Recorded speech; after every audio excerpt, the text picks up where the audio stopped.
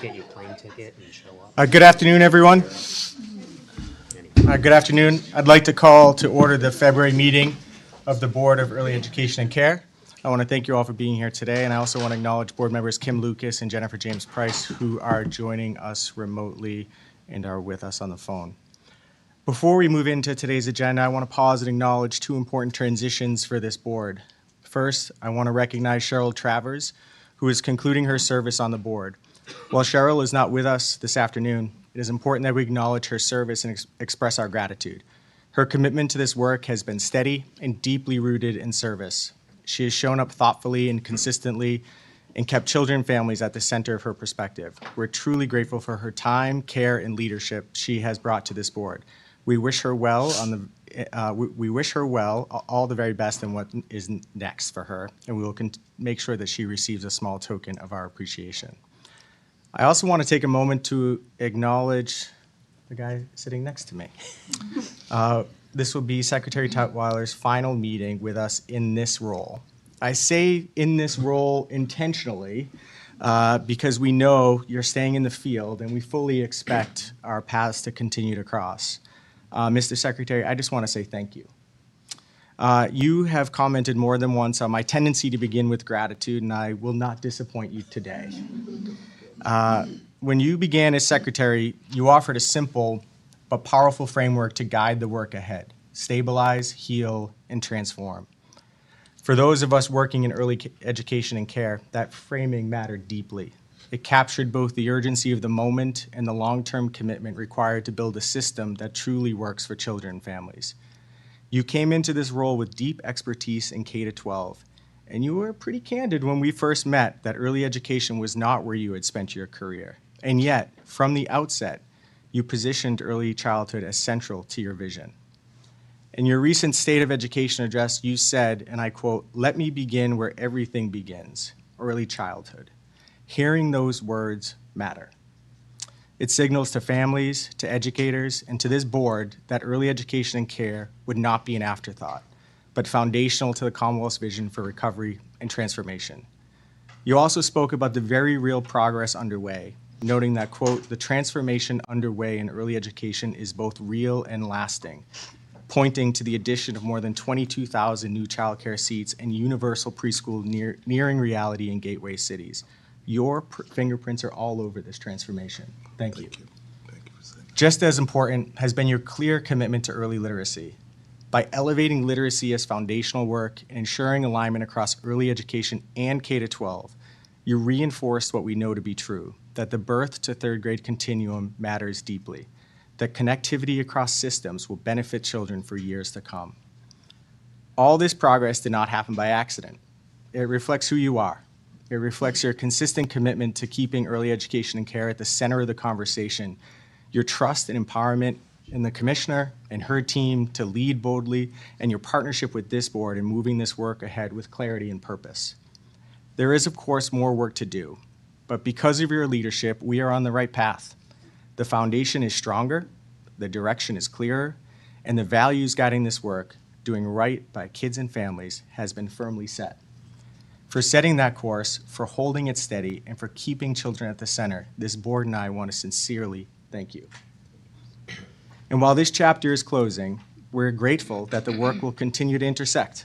We look forward to working alongside you, just from a slightly different seat.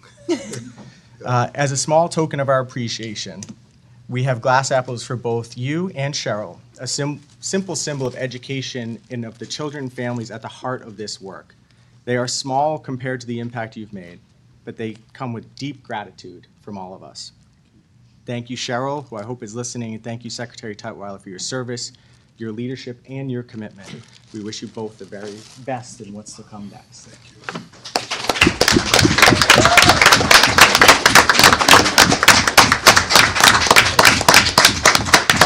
I'd like to open up to any board members. Linda. Yes, Secretary, I'd like to say just what a pleasure it has been to work with you. We all appreciate your energy, your expertise, your commitment, but most especially your joyous approach to the work that you share with us. Thank you so much for all of it. Appreciate that. Thank you. Yeah, I'd like to just build on that. I mean, two leadership qualities that you've brought here. One, how consistently positive you are, both in style and in substance. I mean, you haven't had a bad day in the 3 years that I've known you, or at least you don't show it. And that matters because, as we know, this work is hard. And every time you make progress, there's another headwind, there's another challenge, everything from, federal funding down to, the stakeholders who are looking for solutions and we're trying to solve them. So just being so consistently positive, I think, has really been contagious on this board. You bring such a positive energy. And I want to acknowledge how much that's meant to me and just watching you in action. And then the second thing is how collaborative you've been with us as a board, with the staff, the whole of government approach that you've taken consistently across so many of the things that you've done, including the interagency task force that you brought to bear to the EEC here. And even in your farewell message, you addressed it as partner, which I think was a small gesture, but I think representative of who you are and how you approach this work. And that matters too, because we got to do this together. So thank you for being a positive role model and example to this board. And congratulations to you, and we wish you well. Thank you. Appreciate it. Thank you. Jamila? Secretary Tutwiler, thank you so much for your leadership and service. I mean, I think George just nailed it in terms of everything that you've represented and you've meant to us. And we look forward to continuing to partner and seeing all that you do in your next role. Mr. Secretary, I'll just say that it's been an honor and a privilege to serve in EEC under your leadership. You have uplifted this board, this commissioner, and this staff to new heights that didn't exist prior to your tenure. And you've made early childhood a focus in a way that's completely unprecedented in the Commonwealth of Massachusetts. So thank you for everything. We will miss you, but we leave much better off. We are much better off because of everything that you've contributed to us. Thank you. And as I said, you are irreplaceable. Oh, So thank you so much. Thank you. I'll just add that, there's not much more to add, but we again, thank you, and thank you for bringing early childhood along in every decision you made during your, your time as a secretary. It doesn't feel long, but the impact feels really deep, and I really, we're all appreciative, and the field, is very appreciative of that.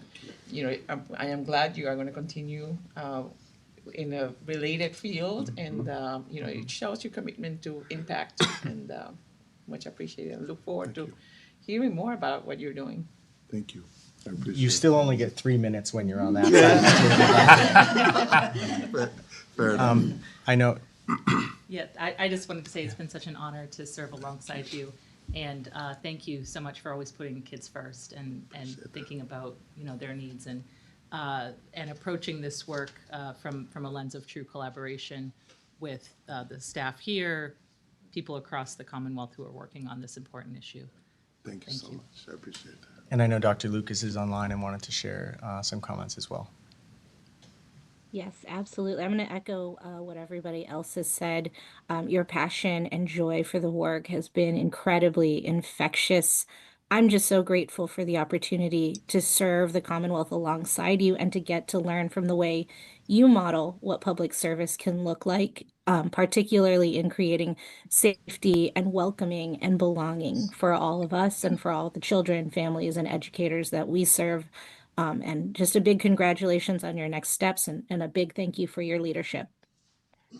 Thank you, Dr. Lucas. A lot of gratitude in this room. Yeah, I appreciate it. I really do. Thank you. And I'll turn it over to you for your remarks. Okay. Officially. Officially, Okay. last time. Don't say that. I know. It's a bummer for me. So, it's February, and typically during this time, my comments would be focused on the FY27 budget, which is already substantively featured on our agenda. And so I think I will do the other thing that I typically do during February, which is, February being Black History Month, which is channel the reverent words of a prominent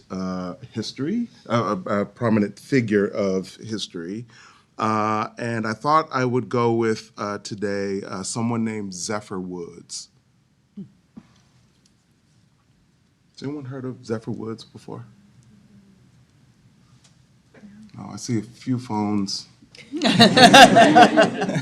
I am I think the only history teacher, former history teacher sitting up here. This is not a quiz. And if you're looking her up on your phone, don't, because you won't find her. Zephyr Woods is my grandmother. And I just want to say something about her, because I think what you all said, you're going to see where that comes from. Zephyr Woods, my grandmother, paternal grandmother, was born in 1927 in segregated Oklahoma. She and her family moved to Chicago in the late 30s, like many black folk did during that time, in search of a better life. I don't think that she found that better life in Chicago. As a young person, this was something that I could see. And then later on, as an adult, I understood more deeply some of the challenges that she experienced. I will just sort of, so you have a picture in mind. My grandmother, to say that she was 5 feet tall might actually be generous. She was maybe 4'8", and so if you think about me, and 4'8", there was always a significant differential between us, and even into my early 30s before she passed, she would always say, "Boy, it looks like you've grown a little bit more since the last time I saw you." I said, "Grandma, I'm 30. I'm sure that I've not grown since the last time that you saw me."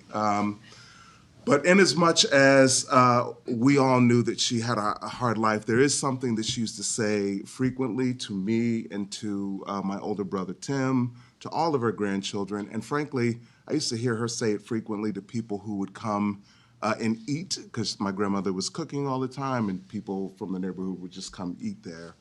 And it was this: you can celebrate something every single day.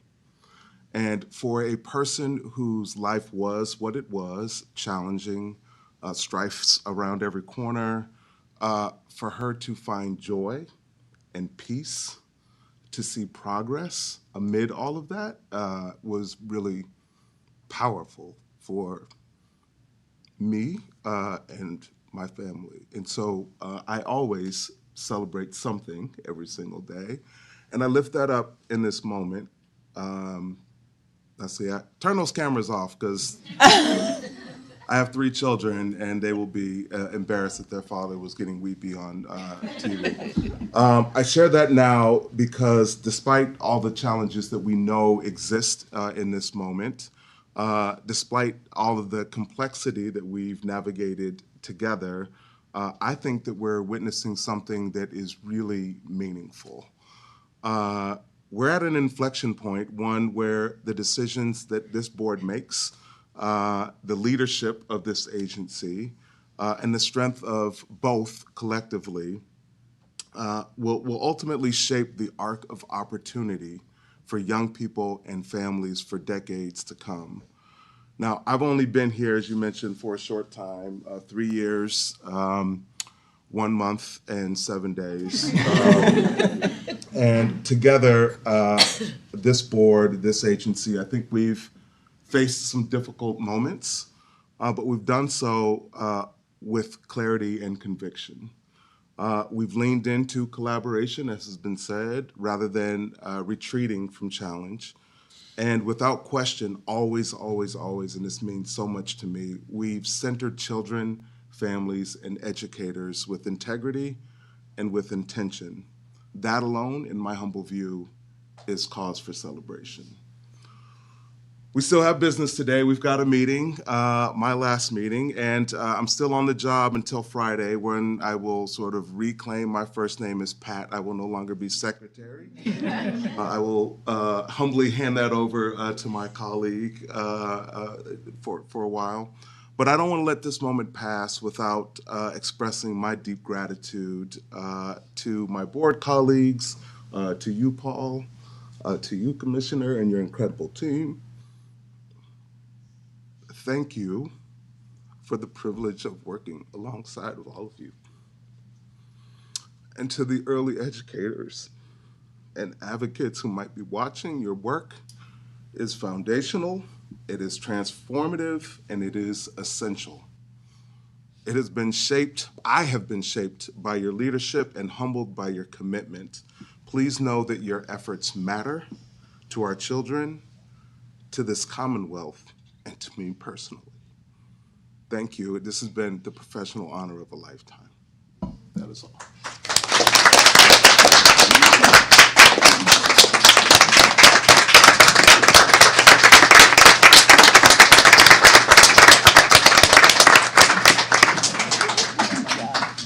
All right. You know, before you spoke, I leaned over to the commissioner. I said, "You sure you want him to go before you?" And she said, "He can go," and I know she regrets that Yeah, now. I totally regret it. It's such a bad choice. Thank you. Yeah. Thank you. I'll turn it over to the commissioner. Yeah, I mean, it's hard to add on to what everyone has said, but I've had such an incredible front row seat to your leadership, Secretary, and it really truly has been a transformative experience getting to partner, and my kids are also going to make fun of me too.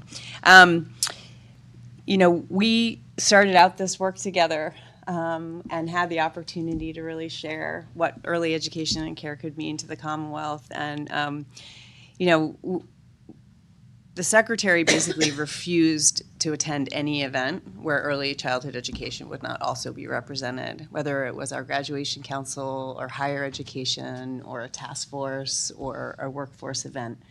And we have felt your support to be the anchor and the beginning of the of our entire education continuum. And you know, I said to the Secretary very early on, I think it was after one of the education events where early education hadn't previously had a seat at the table and where it had it, and I said to the Secretary, we're so grateful that you're really recognizing early education as where it all starts and as part of the beginning part and equal footing to our K-12 and higher education colleagues. And he was like, well, what? What other way would you do it? And you lived that. And it has also just been a personal joy to work with you. We've had so many amazing visits. We've had so many amazing revelations. And the impact is incredibly profound. Early education, because of your leadership, early education in the Commonwealth is permanently shifted in terms of the resources, the respect, and the recognition that we have. And you leave that for us to build on, and I promise that we will do that and continue to honor what you've given us and the opportunity to partner with you. You have been an inspiration to me personally and your friendship, but I know you've also been an incredible inspiration to so many of my staff and so many of the early educators in the way that you lead and the way that you lift us up. So I couldn't be more grateful. I'm also sad. But I'm really happy you're staying in the EEC family. I feel like we did something right and that you're saying you're really staying with us, and in some ways we become your boss as we become your regulator. So we'll be out there on a regular basis, Secretary, to visit and see how things are going. So we wish you well. We are so grateful for everything you've done for me personally, for our team, and for the whole field of early education. And we look forward to honoring your legacy by growing it more. So thank you very much, Secretary. Thank you. Okay, now we'll start with a few updates and we'll get on to the business of the meeting. The Secretary and I had the opportunity, along with state and local officials from across the Commonwealth, to join the governor at the State House as she filed legislation and also signed an executive order regarding protections from immigration and customs enforcement. And many of our colleagues also joined us there to reestablish what was once federal regulation and expectations around protections around civil immigration actions in sensitive places, including churches and hospitals and schools and childcare programs. And we were proud to stand in unity with our folks in law enforcement, our folks in healthcare, our folks in K-12 education and in early education to stand unified as a state in the protections that we believe are necessary for our residents to be able to participate in healthcare and send their children to school and contribute to this economy as they do. So we are really grateful for the governor's actions and our support across state government, and we'll continue to work with the legislature as that piece of legislation continues to move. We are also working really closely with the Office for Refugees and Immigrants, or MORI, on a special training of Know Your Rights for early educators that will be on February 26th at 6 p.m. You can find out about that on the EEC website. The Massachusetts Immigrant and Refugee Advocacy Coalition, or MIRA, has also a number of resources that I know focused on early education, but in general around protections for those who are experiencing immigration enforcement actions from the federal law enforcement. So we look forward to keeping you updated on providing additional resources and opportunities as they become available. Some good news. This Friday, the application process for our Family Advisory Committee closes. So get your applications in if you're still interested. You can find out about that on our website.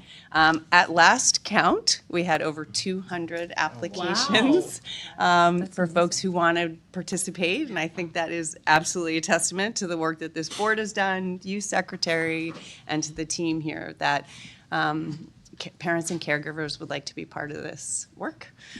So we are really excited to review those applications, or some of us are more excited than others to review 200 applications, and to launch that work later in this year.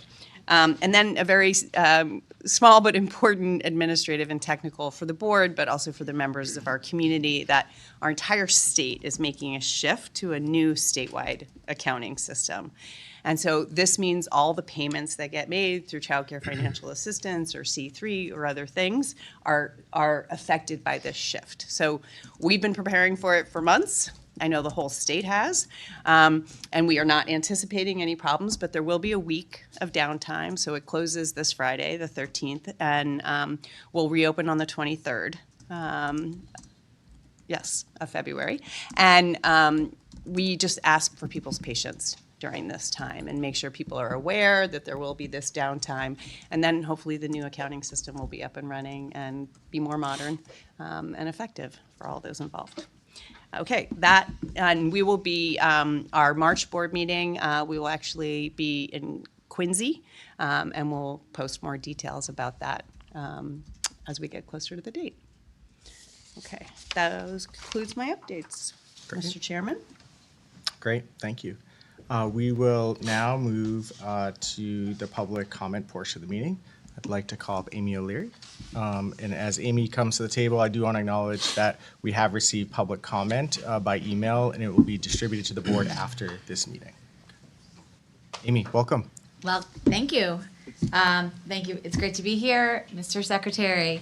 My name is Amy O'Leary. I'm the Executive Director at Strategies for Children. Strategies for Children leads the way toward meaningful change in early childhood systems across Massachusetts by connecting people to policy, and people to power. One of my guiding principles is to lead with love.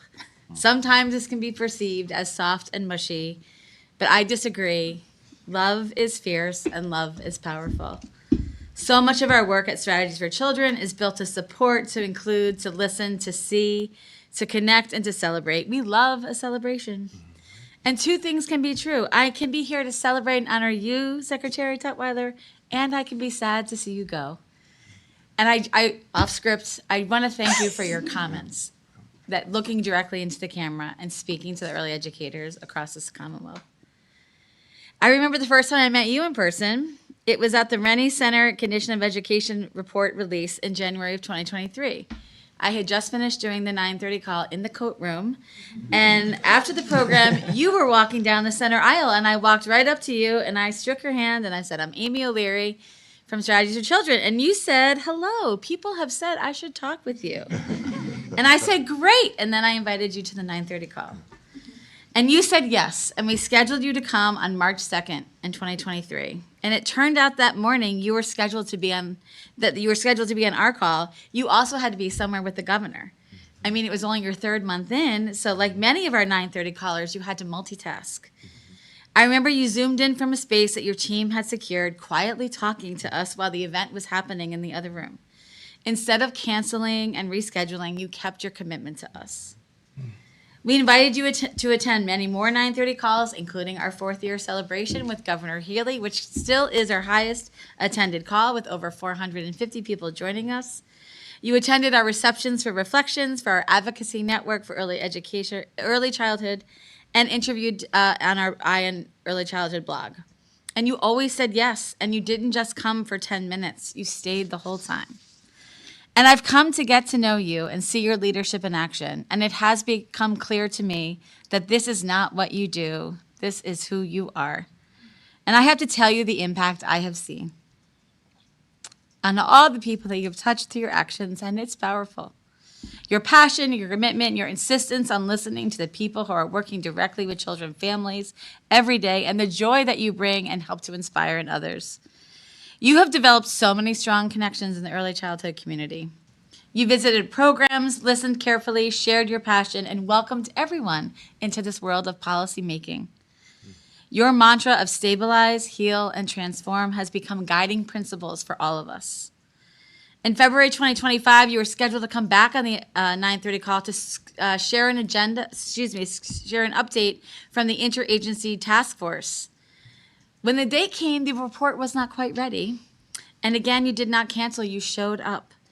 In fact, at a time when our community needed accurate information and a place to share their worries and fears, you and Elizabeth Matos from the Attorney General's office came to the call to share information about federal immigration policies and the rights of families. We in Massachusetts are a model for the country, and we will continue to be as we consider opportunities to deliver on this promise of high-quality systems in Massachusetts. And two things can be true. We have made historic investments, yet more public funding is needed. Our early childhood care workforce is finally getting the recognition they deserve, and yet still many struggle to earn a living wage.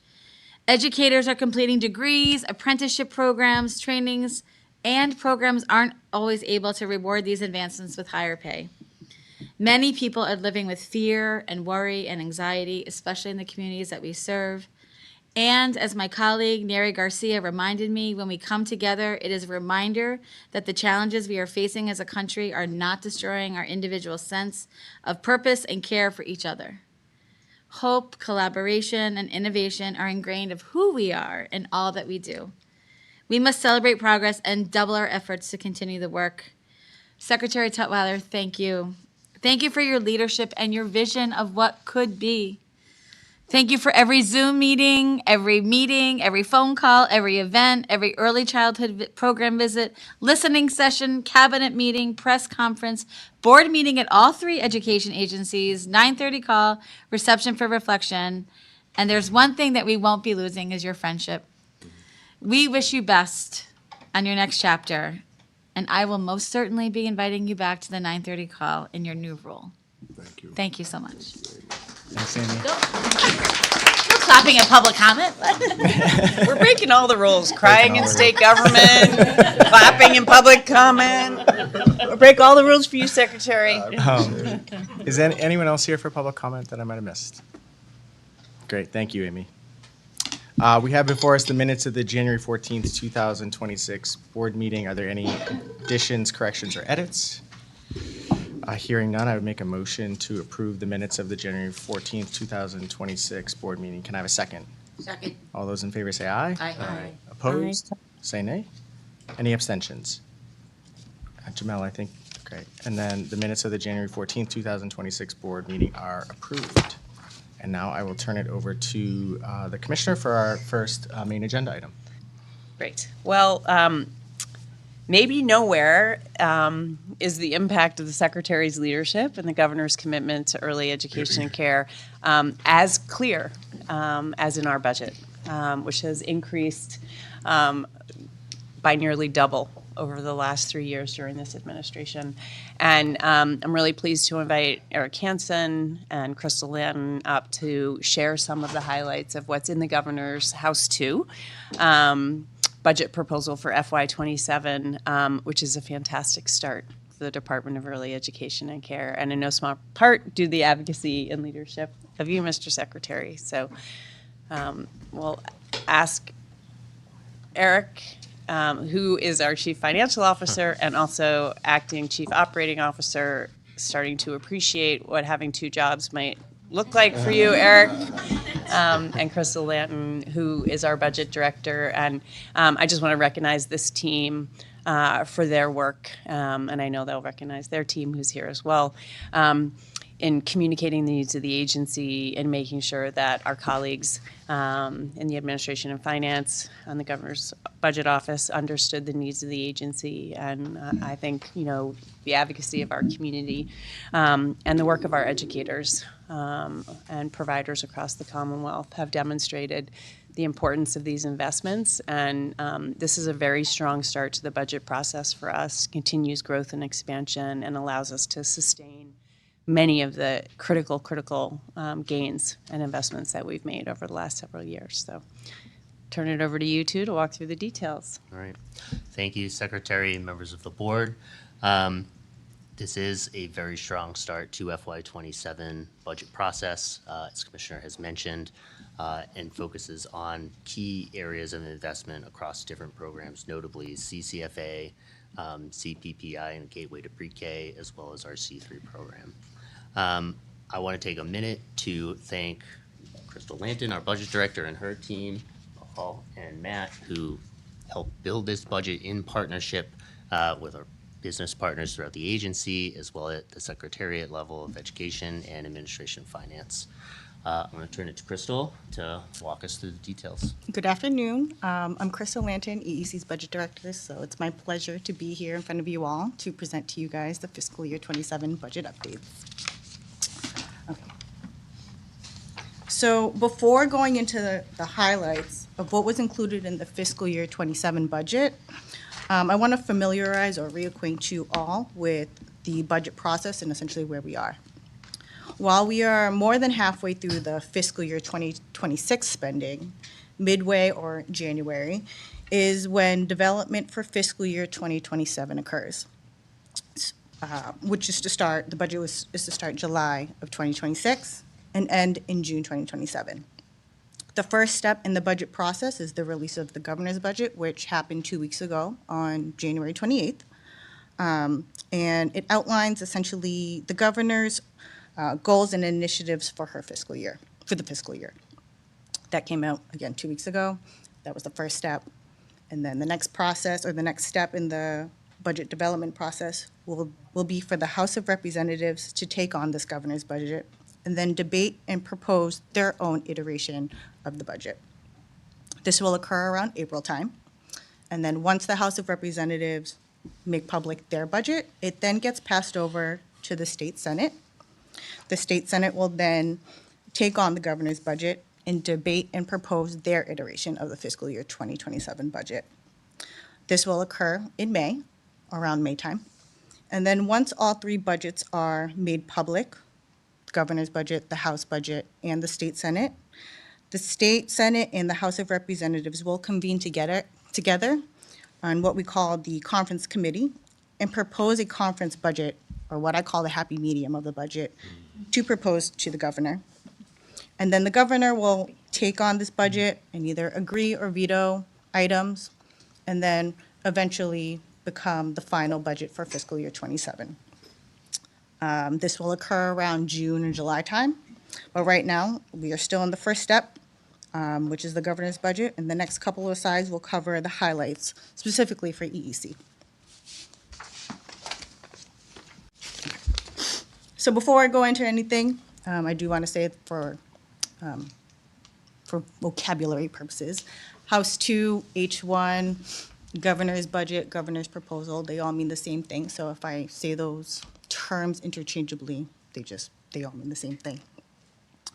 So overall, EEC is funded in the governor's budget for fiscal year 27 at $1.861 billion, which is an increase of about $136 million or 8% since, like, 8% increase above fiscal year 26 budget.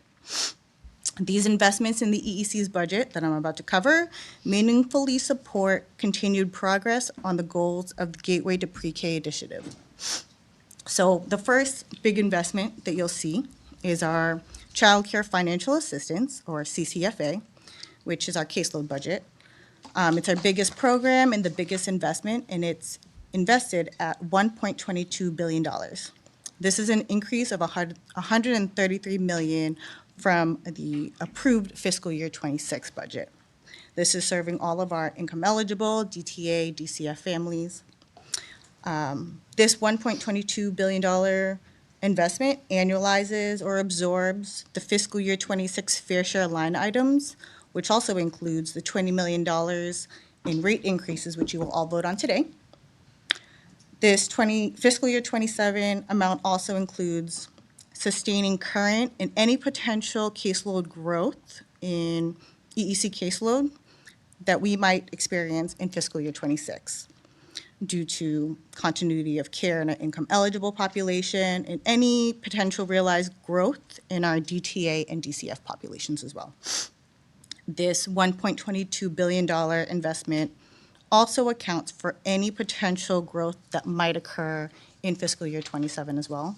Again, for any continuity of care, any potential growth in DCF or DTA. Overall, this $1.22 billion investment will cover on average about 73,000 children on a monthly basis in fiscal year 27. Again, annual sustaining potential growth from fiscal year 26 and any potential growth in fiscal year 27. So let me just, Chris, let me just also say that I think, we anticipate maintaining the controls that are currently in place, that this is what we would consider a maintenance budget, meaning it accounts for the increases in rates that we're going to talk about next, plus the increase in caseload that we've seen in DCF and DTA.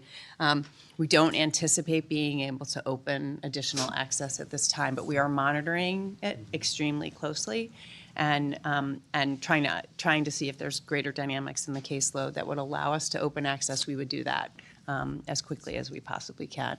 We know that there are many families who are struggling with access, and also our providers who want to serve additional families and aren't able to without access to additional child care financial assistance. So we will be monitoring it extremely closely, but it is a good start for us to make sure that we're able to serve all the children that we will enroll this year and anticipate enrolling next year, which obviously is our biggest priority to maintain access. Another investment that you'll see in our budget is our Commonwealth Cares for Children, or our C3 grants. This is level funded at $475 million from fiscal year 26. And if you review the budget, you'll see that it's fund split between the general appropriations and the fair share, same thing as fiscal year 26. Another investment that you'll see in our budget, in the governor's budget, is the Commonwealth Preschool Partnership Initiative, or CPPI. That is invested at $36.95 million in fiscal year 27.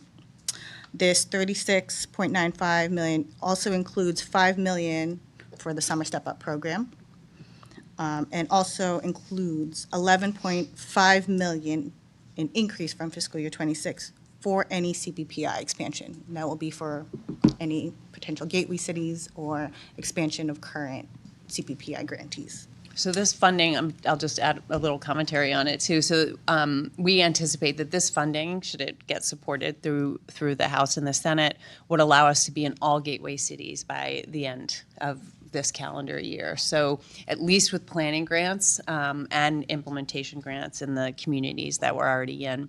An important note about the CPPI program is that, like caseload, it sort of builds on itself. So If we have a planning grant in the first year, we need to build in the implementation grants in the subsequent years. So we would anticipate sort of a multi-year, thinking about multi-year investments in the Commonwealth Preschool Partnership Initiative to realize our vision of universally accessible pre-K, starting in the gateway cities, but ultimately statewide.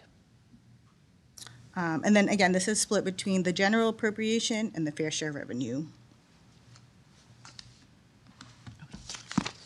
All right. Other highlights included in the governor's budget are highlighted here in the slide. One of them includes $48 million for our quality improvement line item.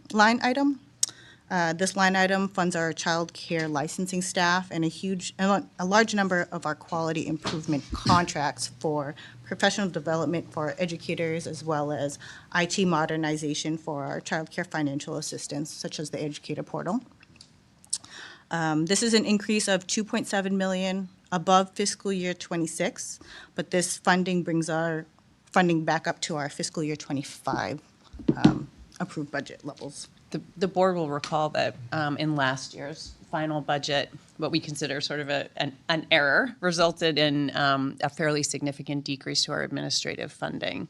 And so this budget restores, we were able to cobble together one-time funds this year with the support of many people to make sure that our administrative line, which funds IT modernization, all of our staffing, including licensing and the talent across the agency. So we were able to sort of make up with one-time funds that administrative dip in our accounts. And so this budget, we're grateful to say, restores us to FY25 administrative levels to maintain existing administrative and staffing capacity. I'll add to that, it also supports board materials, as some of you may have experienced out front, cookies and coffee. So we're really happy about that, of course, and everything that the commissioner and Crystal have mentioned. Right, what's in it for me? Is that you Other investments that you'll see in the governor's budget include $20 million for our CCR&R, or Child Care Resource and Referral Services, which assist in the administration of our voucher caseload. And this is level funded from fiscal year 26. $20 million for the state supplemental grants for the Head Start programs, again, level funded from fiscal year 26. $11.7 million for the CFCE program, or the Coordinated Family and Community Engagement Grant Program, level funded from fiscal year 26. And then $4.25 million for the Parent Child Plus program, again, level funded from fiscal year 26. Also included in the governor's budget is continued funding for early childhood mental health grants, but at a 1% reduction from fiscal year 26, totaling $4.95 million, and career pathways, again, funded at 1% reduction from fiscal year 26, totaling $2.97 million. So let me just mention, the board will recall Career Pathways program is funded this year about $7.5 million, $3 million in sort of line item appropriation, and then we had some flexible funds through a Fair Share SUP and some other scholarship dollars to make that program what we would consider whole at 7.5. This is a partnership with all of our community colleges and has been also with Urban College. And it really supports early educators who are sort of entering into the higher education system.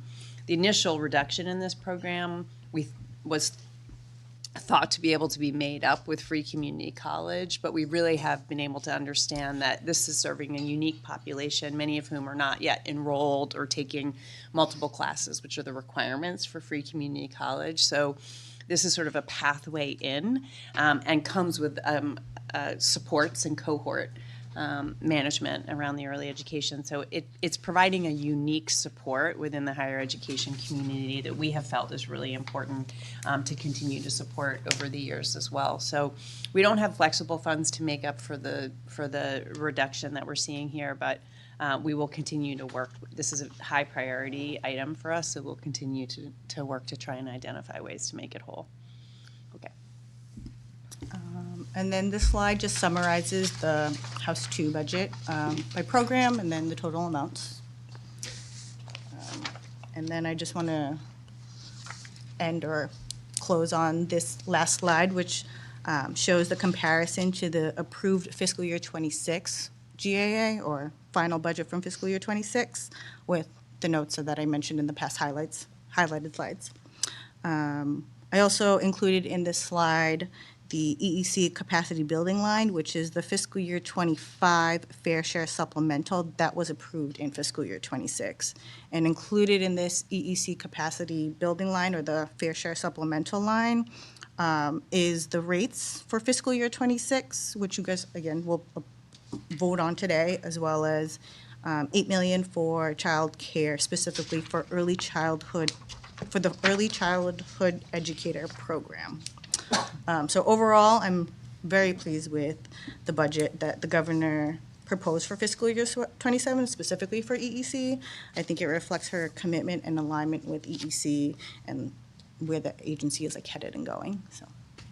Great, thanks, Crystal. See if we have some, the fair, you can see the benefit, obviously, directly of the fair share budget throughout, sort of, but it does also complicate how we present the information. So you can see, like, any one program might be funded partially in general fund dollars through what one line item, which are the 3,000 line items, and then the fair share line items, which are the ones that start with 15. And then a supplemental budget that was filed last year with the 45 million actually crosses multiple fiscal years, so we have access to those funds. So doing an exact apple-to-apples comparison is difficult, but the areas we've shown really feel grateful for investments in childcare financial assistance, our continued support in sustaining our C3 program, and CPPI, as well as a couple watch areas for us as well. We did mention to the board last month when we presented detailed data on the C3 program that there are a number of programs that have opened since July of 2025 that at level funding for the C3 have not been able to participate. We haven't had funding to bring those programs in, so that's another watch area, I think, for us as well as others. Questions or? So just to be really clear, this is inclusive of all fair share monies that will be allocated to the department this As year? proposed by the governor. Okay. I just want to make sure, because I feel like in the past there's been like additional things that have come and. Right, so this year, the governor did file both her House 2 budget and a fair share supplemental budget, and that supplemental budget included funding really to support our the caseload funding. Yeah. But that, she did file both the supplemental, last year it was filed with some more flexible funding. Correct. And so we would anticipate that the legislature will do something similar. They'll file their budget proposal, and then they'll also take a look at the fair share surplus funds and have their say about how those should be expended. Yeah. The alignment of those two funding vehicles this year, as Commissioner said, it complicates things a bit, but we're, I think, generally moving in a direction of alignment towards splitting the funding between fair share and the operational line items to make it more clear for the public is a good step in the right direction for sure. And then there's sort of the consensus amount of revenue that we expect to get in the fair share, and then there sometimes, and has been over the last couple of years, surplus above that then gets allocated. So and can be allocated for additional purposes over a period of time. So it's a happy complication, but it does it does, because we're so fortunate to have these resources to continue investments in education. And in transportation, but it does complicate how to present the budget. If I can just I don't want to react. This is a great starting place, right? So don't want to react to just the things that have been reduced or down. But I still caution the mental health grants in particular. Like we just know that that's such an issue for providers across the Commonwealth, and just something I think we need to track as it relates to making sure that providers have the resources to support that work as we go forward. So this is early in this budget process, but more of just a kind of value statement as we look at priorities moving forward. Yeah, another thing I would just add to that is just the issue with the wait list, like that's such an ongoing concern, and that this budget doesn't really allow us to make any movement there. And you know, for families across the Commonwealth that have been waiting months for a childcare spot, like that's something that concerns me. Of course, yeah. I mean, I should say too that it's not, you know, obviously we're open, we have continuity of access for our income eligible families, for siblings, and also our contracted providers. They have, you know, children turnover in those in spaces, so there's limited access to income eligible, and we have seen growth in the waiting list, but there is some access still open. Thank you, Eric, Crystal, Paul, Matt. Thank you guys for all your work on this. I know this is the beginning of the process, but it's helpful to be informed like this on a regular basis, so thank you. Thank you. Thank you. Great. Great, okay, moving Yeah. along. I think, Eric, you're gonna stay. So I'm gonna. What hat does Eric have on? Wait. Both? I don't know. We do need to get him a few different hats. He always has both hats on, I think, these days. So in this case, both definitely. So also being joined by Tyrese Nicholas, Ashley White, and Erica Moran, our general counsel. And I know we had opportunity to dive in depth last month. That the current fiscal year budget includes $20 million for rating. Are you assembling them alphabetically? I think she's thought we had an extra person. Does it up start? below, It starts with who has 2 jobs and who has less. Okay. So we're reminding the board that we have $20 million for a rate increase this year. We had an opportunity to dig in some detail at last month's meeting about the agency's approach, which is very consistent to what we've done over the last several years, which is we are now using data around the actual cost of care to inform our increases. And that we have generally taken a strategy that includes both recognizing that the costs have increased for everyone, so some increase for everyone in the system, but also continuing to pay close attention to those rates, either by region or by age group, that are furthest from the cost of care, so that we can continue to make some progress along those lines. So happy to have the team back here to highlight for you and remind you briefly of our proposal, and then seeking your approval of our proposed approach to the rate increase for this year. Right. Well, as Commissioner mentioned, we went through the details of this last month, so we're going to speed run through some overview before getting to the action.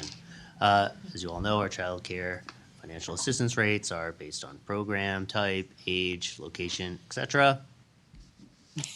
Our enabling agents, we have $20 million. There's a longer version of this whole presentation last month on YouTube.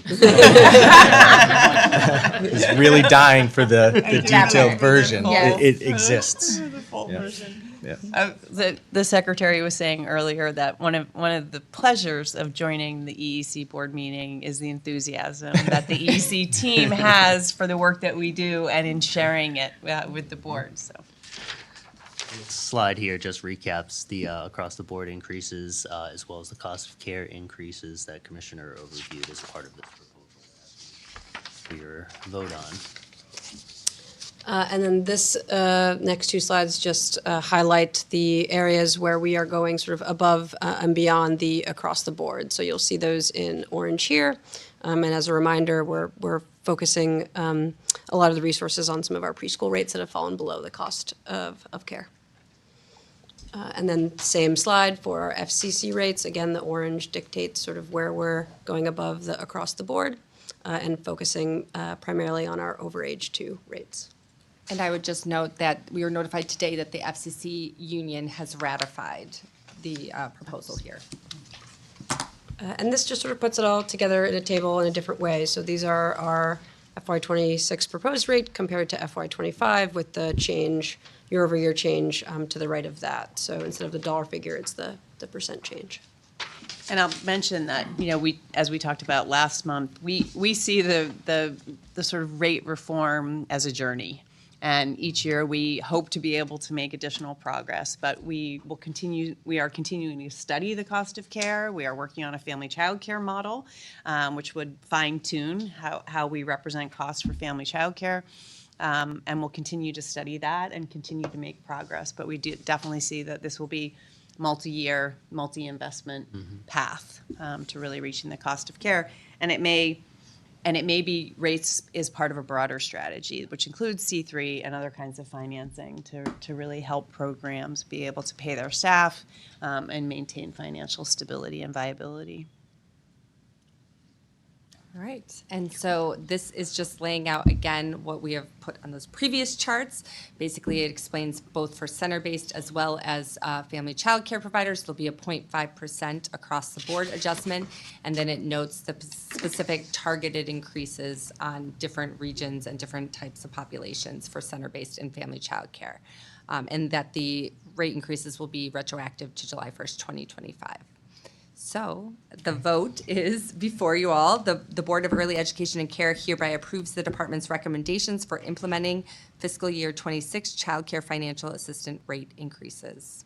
Awesome. Can I just open it up for any questions or comments from anybody before we move the Just motion? thank you for all the hard work that went into this. I know that, we had the longer presentation last month, but it's not lost on any of us that this was a substantial amount of work. So thank you very much. Yeah, I just want to echo that. I mean, we talk sometimes of looking back and the thoughtfulness that does go into this. I do view this vote as one of the more important things that this board does. And, it wasn't many years ago that we didn't have the data. We didn't have, no disrespect, but we just didn't have this level of detail to be able to make really informed decisions that are data-driven, that are really thoughtful and meeting the needs with the resources that we have. And so just want to amplify Carolyn's comments there. The work is, we see this work, it's not easy. And I get to sometimes see some of the earlier versions of what gets presented here. There's many of them, so it takes a while to get to this place, and just appreciate the leadership that you and your teams behind you bring to this work. Because again, it's you can feel the enthusiasm and the thoughtfulness that goes into it, and trying to make sure that we're doing best by children, families, and providers every day. So thank you guys. Any other questions or comments before we move the motion? All right, I will make the motion that the Board of Early Education and Care hereby approves the department's recommendations for implementing FY26 child care financial assistance rate increases. Can I have a second?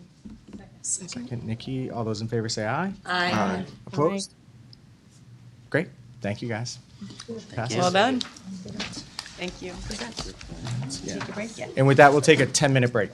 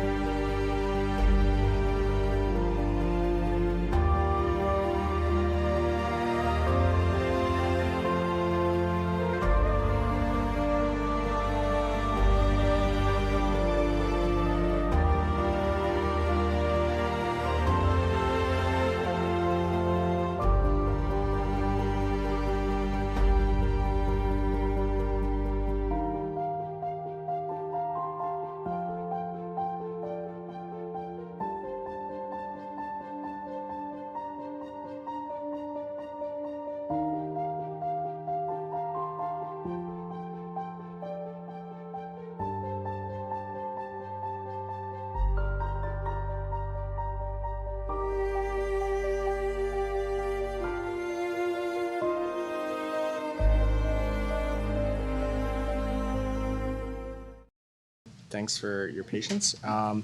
Really excited about this next agenda item. I'll hand it to you in a second, but we've built this data muscle sort of over time here, and looking at it from more of a comprehensive view with other inputs and stuff, I think is really helpful to our collective decision making. So really excited to just learn a little bit more about the hub and the work that you guys are doing.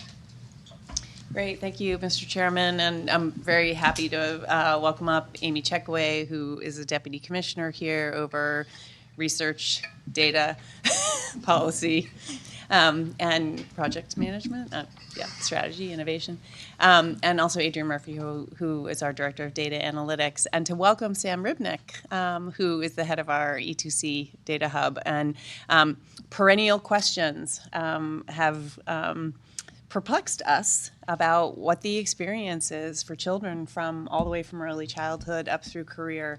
And there has been substantial progress made in how we look across the Secretariat around how our learners do over the course of their involvement in our education system. And so we are really pleased to be part of this incredible partnership and an opportunity to share a little bit about how the state, the Secretariat, and our various systems use data to understand the experience of both our young children, and then how they progress through the education system. So with that, I will turn it over to the esteemed panel. Thank you. So I thought I would start with just a little bit of introduction and context setting, actually more from the agency perspective, since this is such a collaborative endeavor, as you'll hear more about. But just to say that the E2C Research and Data Hub has been really an invaluable resource and support to help drive data-driven decision-making at EEC. And I think that the hub has really expanded agencies' capacities in a variety of ways. And in thinking about a few that sort of rose to the top of my list, I think first and foremost, really helping expand public access to our data.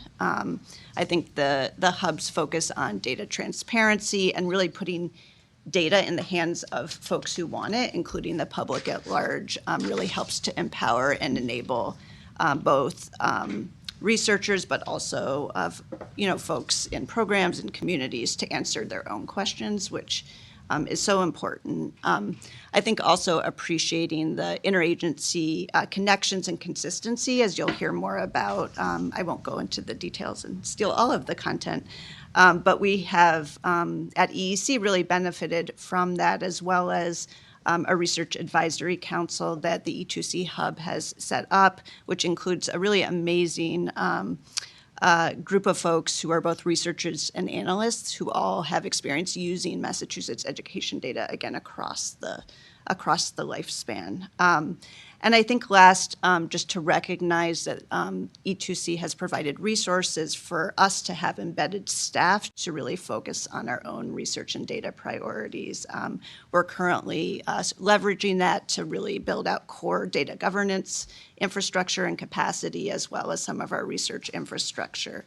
So it has been really a pleasure to be part of this work and to collaborate with the entire E2C team, including Sam Ribnick, who has really provided such impressive leadership to make E2C what it is today, both within government and I think also in representing and getting out the word and raising visibility to folks externally. And so we are glad to have a few minutes to provide an overview about the E2C Hub, and again, some visibility into this collaborative work that has been happening.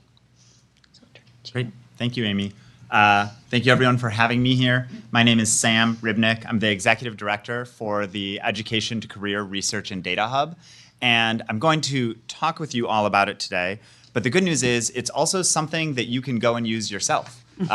You'll see some of the features here, but I really encourage you to go explore. If you're somebody who likes to use data in decision making or has ideas about what would be helpful to see in terms of data, this is a place that I think you're really going to like. And we're building more tools there all the time and working in partnership with EEC and the other two education agencies to bring more and more data into the hub over time.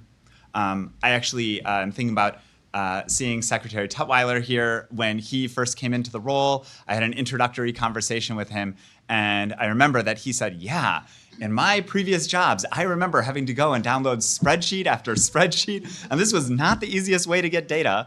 And we've come a long way since then. And I think that's what you're going to see here, and it's really a testament to the collaboration of each of the agencies to think about how we can make data more usable for the general public and expand what we think of in terms of what data can we make available and help the public use in an appropriate way.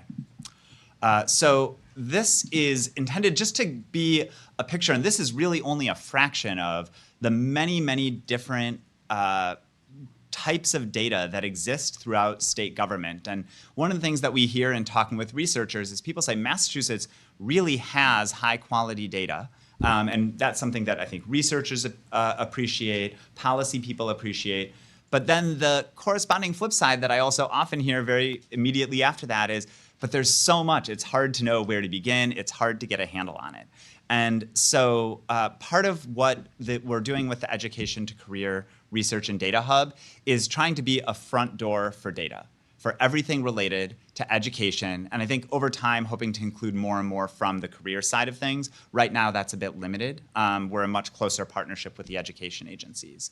But the idea is that all of these agencies continue to own their own data, continue to put out dashboards or reports that make their data available directly to their constituents, but also in partnership with the E2C Hub, bring all of that data into a single central place where we are then making essentially the promise to you that that data will be available in a standardized format with the information that you need to understand what it's telling you, with links to any supporting documentation, and in a way that's easy for you to use either as somebody who's just pulling it up and trying to work on it yourself, or if you're somebody who wants to pipe that into a dashboard or even building like a custom application that's going to be helpful for people and you want to use data, we have a computer readable connection called an API so that that data is ready for people to use in whatever way works for them.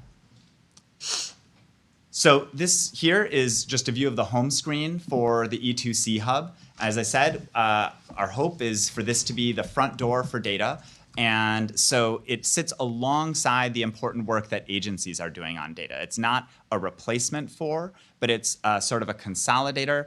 And as I think you'll hear Adrian talk about shortly, through the process of working with agencies to bring data into the hub, it sparked a lot of conversations with agencies about, well, what additional data could we start to publish? Or what would it take for us to automate our data processes more? Or instead of this being once a year, what if we could give an update every month? Those sorts of conversations have arisen here, and I think it's a testament to the partnership and the growing capability of each of the agencies. That's not work that E2C is doing, but it's just part of the partnership that we're there with them. And so you'll see here, I'll give you a little bit of a tour through some of the things that you can do. Of course, you can just start and search for what you're looking for. Oh, I'm a little out of order here. So let me also talk about the vision for the E2C Hub. So the way that we write it is data and research from early education through career are easy to access, well understood, used to inform equitable policy, practice, and individual education choices. And embedded in that is the idea that data is not just for policymakers, that it's also for individuals, it's also for practitioners. And so that's something that we're always thinking about is, how do we make sure the right data are in there to help all those different audiences? And how do we make the data easy to use for all of those different audiences? I will say, while this is the official vision statement, the way that I often think about it and talk about it with the team is I think about just the many meetings that I've seen and the many that I haven't been in where people are talking about something and there's that moment where someone says, oh, it'd be great if we had the data in front of us. But then you think, well, to do that, we'd have to go make a request. We might have to pull someone off something else they're doing and so on. The vision that I have for the E2C Hub is that the moment that you think, oh, I wish I had the data in front of us, you could just get it right there. And in fact, we're even working on, I'm not going to share much about it today, but we're even working on starting to integrate AI so that you literally can just ask a question and any data that's public and available in the Data Hub, that it will be able to just answer that question, give you a chart. You don't even have to do the analysis yourself. That turns out to be trickier than it sounds, but we're working on it. Within this vision, there's been 4 guiding principles or strategic priorities. And these have really been true since the origin of the project, which in a lot of ways started in 2021. I'll give more history later on in the presentation.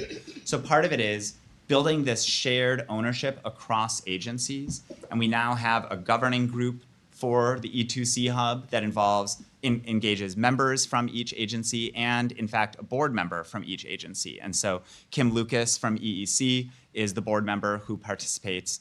I'm really grateful for all the insight we get from them. Second thing is growing the number of high-quality research projects. And so you'll hear more about what that looks like specifically at EEC. And I think there's been fantastic work, especially at EEC. Putting data and research into the hands of students, families, and educators. That's really what the website is all about. That's a tool to put data into the hands of everyone. But also, we do a lot of outreach and engagement because we know that if you build it, they will come doesn't really work in practice. And so one thing that you'll see, for example, is coming up next month on March 11th, we have something called Open Data Day, which is a day where we invite people, any kind of person who wants to use data, it doesn't matter what role you're in, to come together. It's an in-person event where you can learn. There's beginner tracks, more advanced tracks, and we also learn from the users because hearing what people want to do with data and find difficult is often what drives the work forward. And the fourth one is building on the data modernization that EOEIT has led across the agencies. That has now helped with bringing a lot of data processes into more modern tools, but there's still a lot of opportunity to rethink how can our processes work differently? What do staff need to begin to do differently? How do we build capacity to take advantage of the capabilities of these modernized tools? All of these are things that we do and work with the agencies on as part of E2C. So now I'll get a little bit into what you'll find. So right now we have over 70 multi-year data sets and covering a wide range. You can say see K-12, higher ed, data on K-12 educators. But what I especially want to highlight here, of course, is the set of data that's available on early childhood. You see there are 3 right now, and there are actually, I think, 4 more that are very soon going to hit the hub. And we're really excited for that because I think a big difference between the data sets from EEC and some of the other agencies is, for example, with DESE, these are data sets that have been available for a long time. Sometimes it was just a little clunky to get all the years all in one go, but DESE has a long history of being very transparent, having all those data sets out there. EEC is actually bringing many new data sets that have not been available before. And I think this is really a testament to the growing capacity for data work at EEC, that there's now so much, and it's going to be 7 different data sets, ways of understanding the landscape of early education. And I think that's just really exciting growth to see there. And I think in the E2C newsletter at the end of the calendar year, they shared a bunch of actually sort of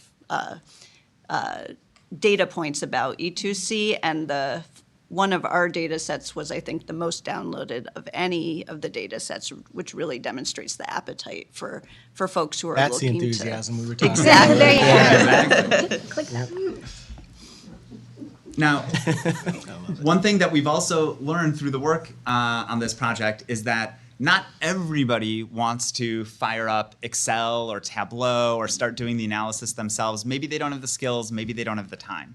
And so what we do to complement the availability of just like the raw data is we also have what we call data stories. You might have seen like data journalism. This is kind of the same idea, where we take a topic that we hope is highly policy relevant, so you can see a selection of them here, and then there's a narrative that's easy to read, easy to follow, kind of a beginner level introduction to the topic, but integrated with charts and interactive ways that you can examine the data so that people can come to this topic with a foundational understanding of what do we already know from the data, and they can start asking their own questions, explore that further, and of course then they can get their hands on the data set if they'd like to. The work with EEC, Amy has already alluded to a fair amount of it, but one of the big things has been making these EEC data sets available for download. So I just have been thrilled to see the amazing work that's gone into the KPI dashboard at EEC. I think it's a fantastic tool that the team has put together. And we've been working in close partnership to ensure that the data that's in the dashboard is also available for download so people can look at it different ways besides the one particular view that's in the dashboard. Second thing is around EEC data systems and governance.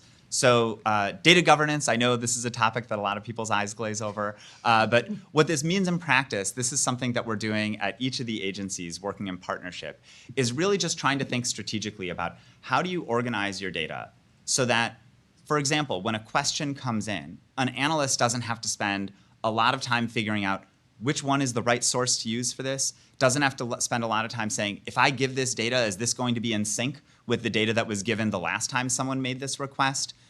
They don't have to worry about what exactly are the rules that I have to apply here to make sure that I'm adhering to the appropriate privacy laws.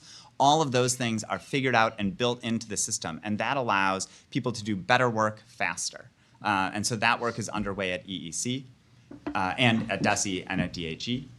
Also, the agency research agendas, this is tied to the priority around increasing the amount of research. One of the things that we heard early on from researchers in the Research Advisory Committee is, tell us what you want us to be researching, especially at some of the agencies where they said, we are not sure if we submit a proposal, how likely is that to be approved? If you can give us a guide to what you're looking for, we want to do work that's relevant to you and that's relevant to policymakers.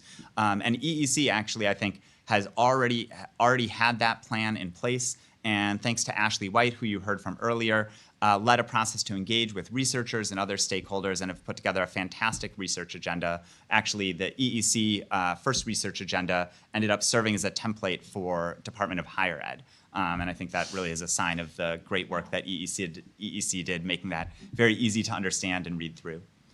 And finally, the Early Childhood Integrated Data System. This is a data system that was set up back in 2019. It's not part of E2C, but it's something that we've been working closely on. This brings together, if you think about that initial picture I showed that had like health data and all these different data systems, this is a system that integrates all of those so that you can ask questions like, how many children in this town first got early intervention, which is over at DPH, and then later, after getting early intervention, did they end up getting subsidized childcare through one of our programs? And you can see the same children followed through, but all in an anonymous way that's privacy protecting. And so that's just a sampling of the kind of work that we've been doing in partnership with EEC. Anything you want to add? Yeah, I was just going to add here that I think this really exemplifies this list here, the ways in which that the E2C Hub has provided the capacity and the infrastructure to support agencies in sort of pursuing their priorities and their agenda. And I think about, our work to get more data publicly accessible, and the fact that prior to the E2C Hub, we were downloading or uploading Excel files on our website, which, is burdensome for team members to produce the files, et cetera. And the E2C Hub has provided a platform for us to automate that process and streamlined it both for our agency work and for the public. And the same way in which, I think about, Amy mentioned the embedded capacity. We had an analyst role embedded and did some strategizing and said this data governance space is something we really need to strengthen at EEC. And the Hub was able to say, great, let's take that analyst position and instead bring someone on in a data governance focused role, which just I think really speaks to the way in which the Hub is focused on providing the capacity and infrastructure to meet our needs and sort of lets the agency be in the driver's seat about what the support looks like while sort of learning from the best practices across agencies. So I'll just talk quickly about this data integration project, Early Childhood Integrated Data System. So in some ways, I think of the Hub work as having two important halves. One is the public facing, which you've heard a lot about. And in my view, I'd say I think we've been really successful in that. I think we've gotten a lot of data out there. The other side is the data integration piece. And I would say there, I think we've learned a lot about the challenges, but some of those challenges remain. I think if there's a takeaway about, what could we do to help progress this work, it's just to be aware that data integration between agencies and between secretaries remains, I think, more challenging than it would be in an ideal situation. So this system is an example where the promise is, that we want to have insights to inform and improve administration. This is from the founding document of this project, to integrate across these different agencies.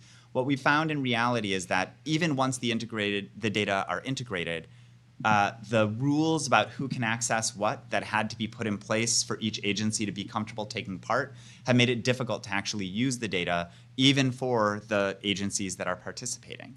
All of this work continues to be time consuming, and it's hard to know exactly, like, the data that we have, is it sufficient to be able to evaluate the impact of programs, which is often what people want to know. I think we envision a future, and we're working on this now, where this same integrated data could be more self-service back to the agencies. Right now, each use of it requires a lot more individual project work, and we want to make this more available on a self-service basis, and also think about lessons from here that could be applied to make other data integrations happen.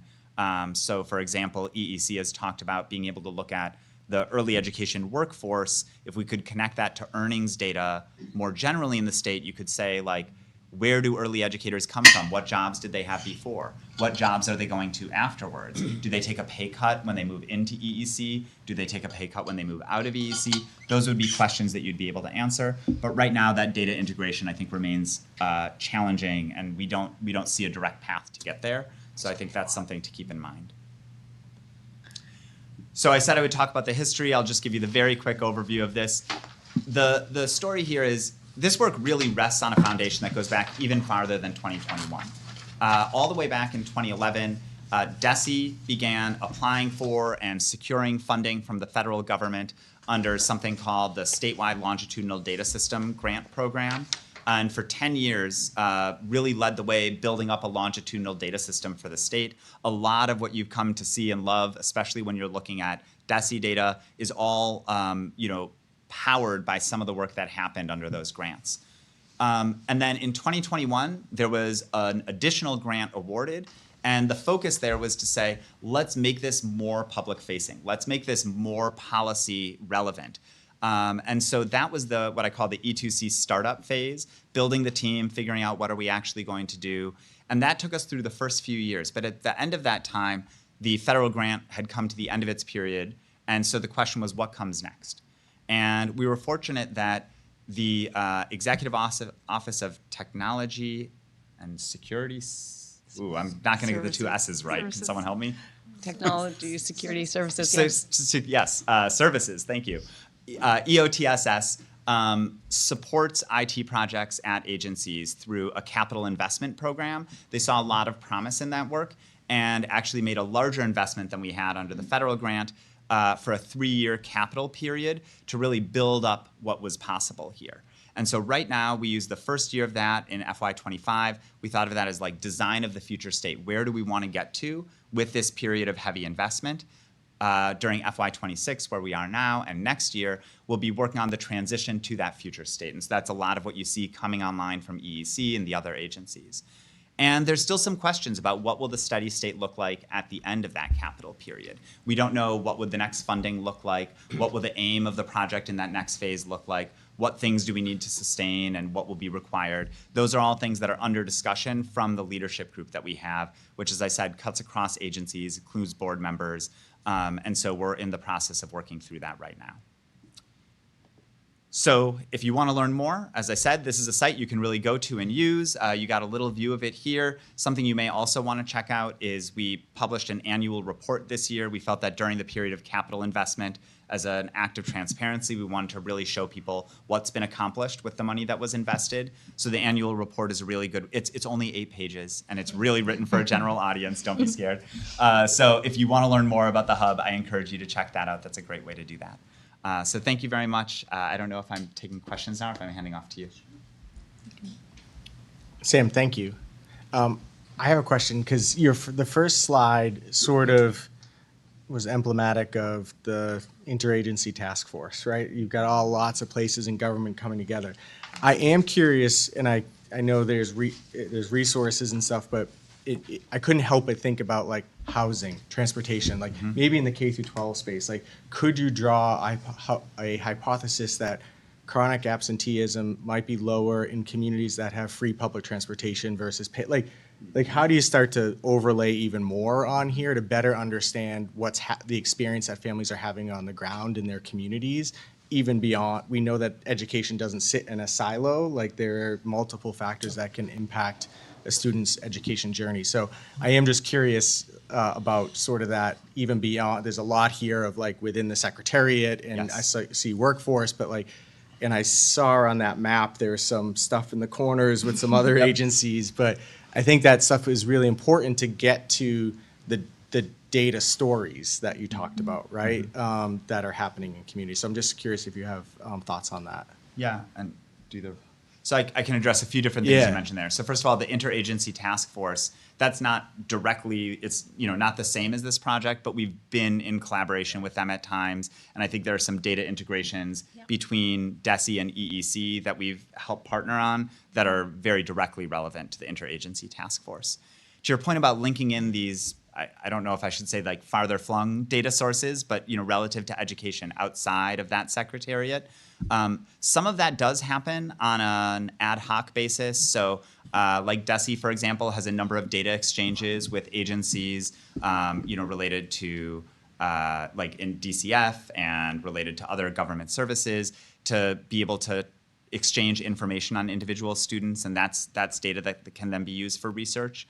But I would say that the sort of like statewide scope of saying what do we really need and what do we want in terms of data integration, that's something that right now really rests at the EOTSS level. And this project has been situated to think across the 3 education agencies who are all kind of the participants of the willing that want to be a part of it. Yeah, and I'm just more thinking of like, how do you start to get to that more macro to say like plus equals and in a positive way, right? So that people can see like, we can maybe advocate for some other things that we don't feel like is owned within the secretariat, but might enhance a student's experience or a family's experience to access quality education and up through career. So thank you. Yes. I'm thinking selfishly about early education and care, and then just having data for what's already known, that early childhood education, promotes academic success at the later years. Are we able to, I'm thinking early education, children in early education programs don't have SACIT numbers, for example, so we can't really track them as, from one place to the other and see, okay, this child went to early childhood education and this child is performing better on assessments because of that. And I mean, I think it's a great opportunity to track that and to prove the case of, but we already know that early childhood education is extremely important. Yeah. I'll share also, we have now a data sharing agreement with the Department of Elementary and Secondary Education to be able to link our child care financial assistance and CPPI data with DESE data to look at a sort of articulated set of research questions around those outcomes. Those children do have SACIT. They do, okay. And so we're at the early stages of that work, but it's a part of the work that I'm especially excited about because of helping build the infrastructure to be able to answer some of those key questions of interest. Thank you. So. I want to thank Dr. Lucas for her work on this as well, and I know she has a comment. Thanks. And thanks, Sam, for joining and for sharing more about the E2C Data Hub. I think it's been a really great pleasure of mine to be able to serve as the EEC board member to give input on what the growing developments of this hub look like. Question for you. I think you've laid out a lot of really interesting inroads and ways for the general public and other researchers and other data folks to join in on this conversation and be participants and active participants with the data that you're pushing out. Many folks, I think, are novices and maybe curious and interested, but maybe don't know where to start. Is there a place where you would point to someone who's like, well, this could be interesting, I'm not sure, like, where should a person start if they're wondering whether this will be useful to them? Yeah, thank you. That's a good question. And also thank you for all your participation and support as you've been as part of the leadership group. I would say I would mostly encourage people to start with the data stories because these do the analysis for you. And they help you enter into, if I want to know more about this policy topic, what do the data have to say? And so I think that's a really accessible entry point. The other thing that you'll see on here is the audience button up there. We have what are intended as entry points for different kinds of audiences and what data sets they might find most useful or what dashboards they might find most useful. So can't promise that will be right on the nose for everyone, but it's, I think, a good place to start. And the last thing is that we do a lot of events and go to conferences to try to engage people, meeting them where they're at. So for example, we go to the, the research forum that you help coordinate, where we're talking about, the data sets that are going to be most directly relevant to folks there. So hopefully that's another way that we can bring people in. Great. Any other questions? George. Maybe more an idea than a question, but have you thought, Sam, about, in terms of the workforce and career goals, is there a way to, leverage either the data or the platform and the approach to other areas of workforce development needs across the state? I mean, there are plenty. I'm on a workforce development board for the state, and there are lots of sectors that are trying to figure out how to think holistically end to end, from early ed to college through higher ed, ultimately to get a job. And I know this is more, education focused, but is there an opportunity to borrow from the playbook you're helping create?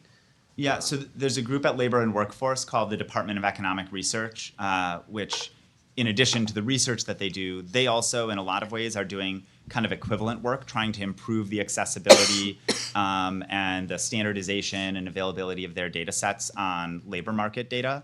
And we talk with them quite a lot. I think we have very similar goals and ideas about what data transparency can look like for government. And at the same time, we're each in different secretariats and operate things a little bit differently. So we haven't yet had any kind of conversation about how those things all come together in a unified way. But I would say that would probably be, if you haven't already, that's a really good place to explore, where you might find some of the same ethos applied to labor market data. Okay, that's good to hear.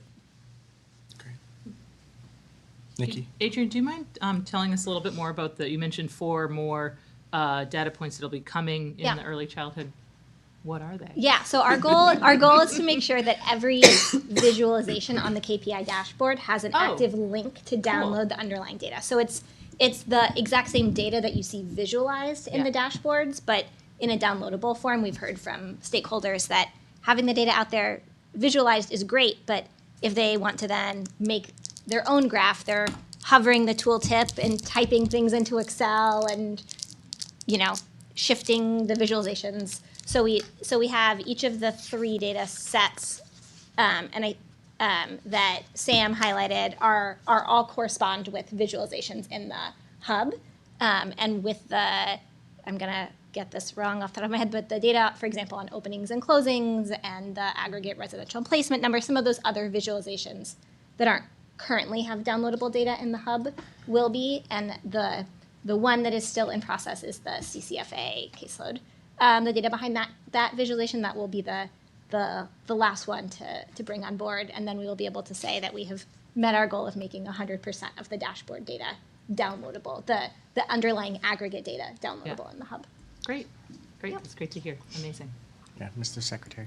Yeah, thank you for the presentation. And I was listening intently, I promise, but immediately jumped into E2C and started playing with it because I get giddy when I have access to data. He just had like rich. 4 different charts going over here. I was like, working it over here.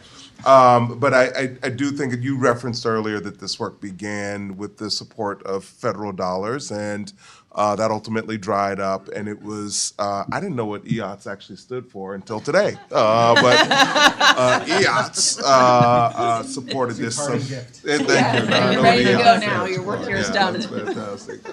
But do just want to shout out Secretary Snyder for his support of this work. It's their capital dollars ultimately that has supported this moving forward. So just want to make sure I did that. Yes. Great. I think we're wrapping up and maybe shifting the. Yeah. Okay, great. Can I just say, Sam, thank you. I mean, we've talked a lot about this. Like, this to me is an effort of getting government to talk to each other a little bit better, and the data can sometimes do that. And so just appreciate your leadership and partnership, and for being here today to walk through this, because I think it is about just being transparent, making things accessible, and helping make informed decisions that we're all ultimately trying to do. And this is another tool to help us do that. So thanks. Thank you. My pleasure. Thanks, Sam, and thanks to the team. And I think you two are staying, We're right? staying. So we're gonna go from sort of the broad cross-agency view down to sort of the EEC look. So as Sam said, each of the individual agencies maintains their own kind of data sets and then feeds into the broader platform.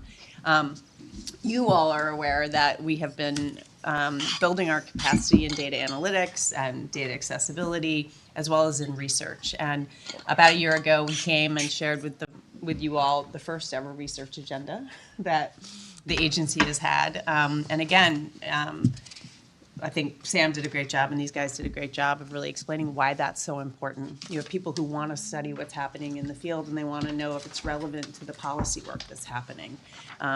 So I'm really pleased today for us to be able to share sort of an integrated update on where we are on sort of data accessibility and quality and on our research agenda. So what are the big questions we have that we can answer, and what are some of the bigger questions that are out there that we might have other researchers engaged with us on answering. So happy to turn it over to the team to do a dive down into what's happening at EDC. Love it. Thank you.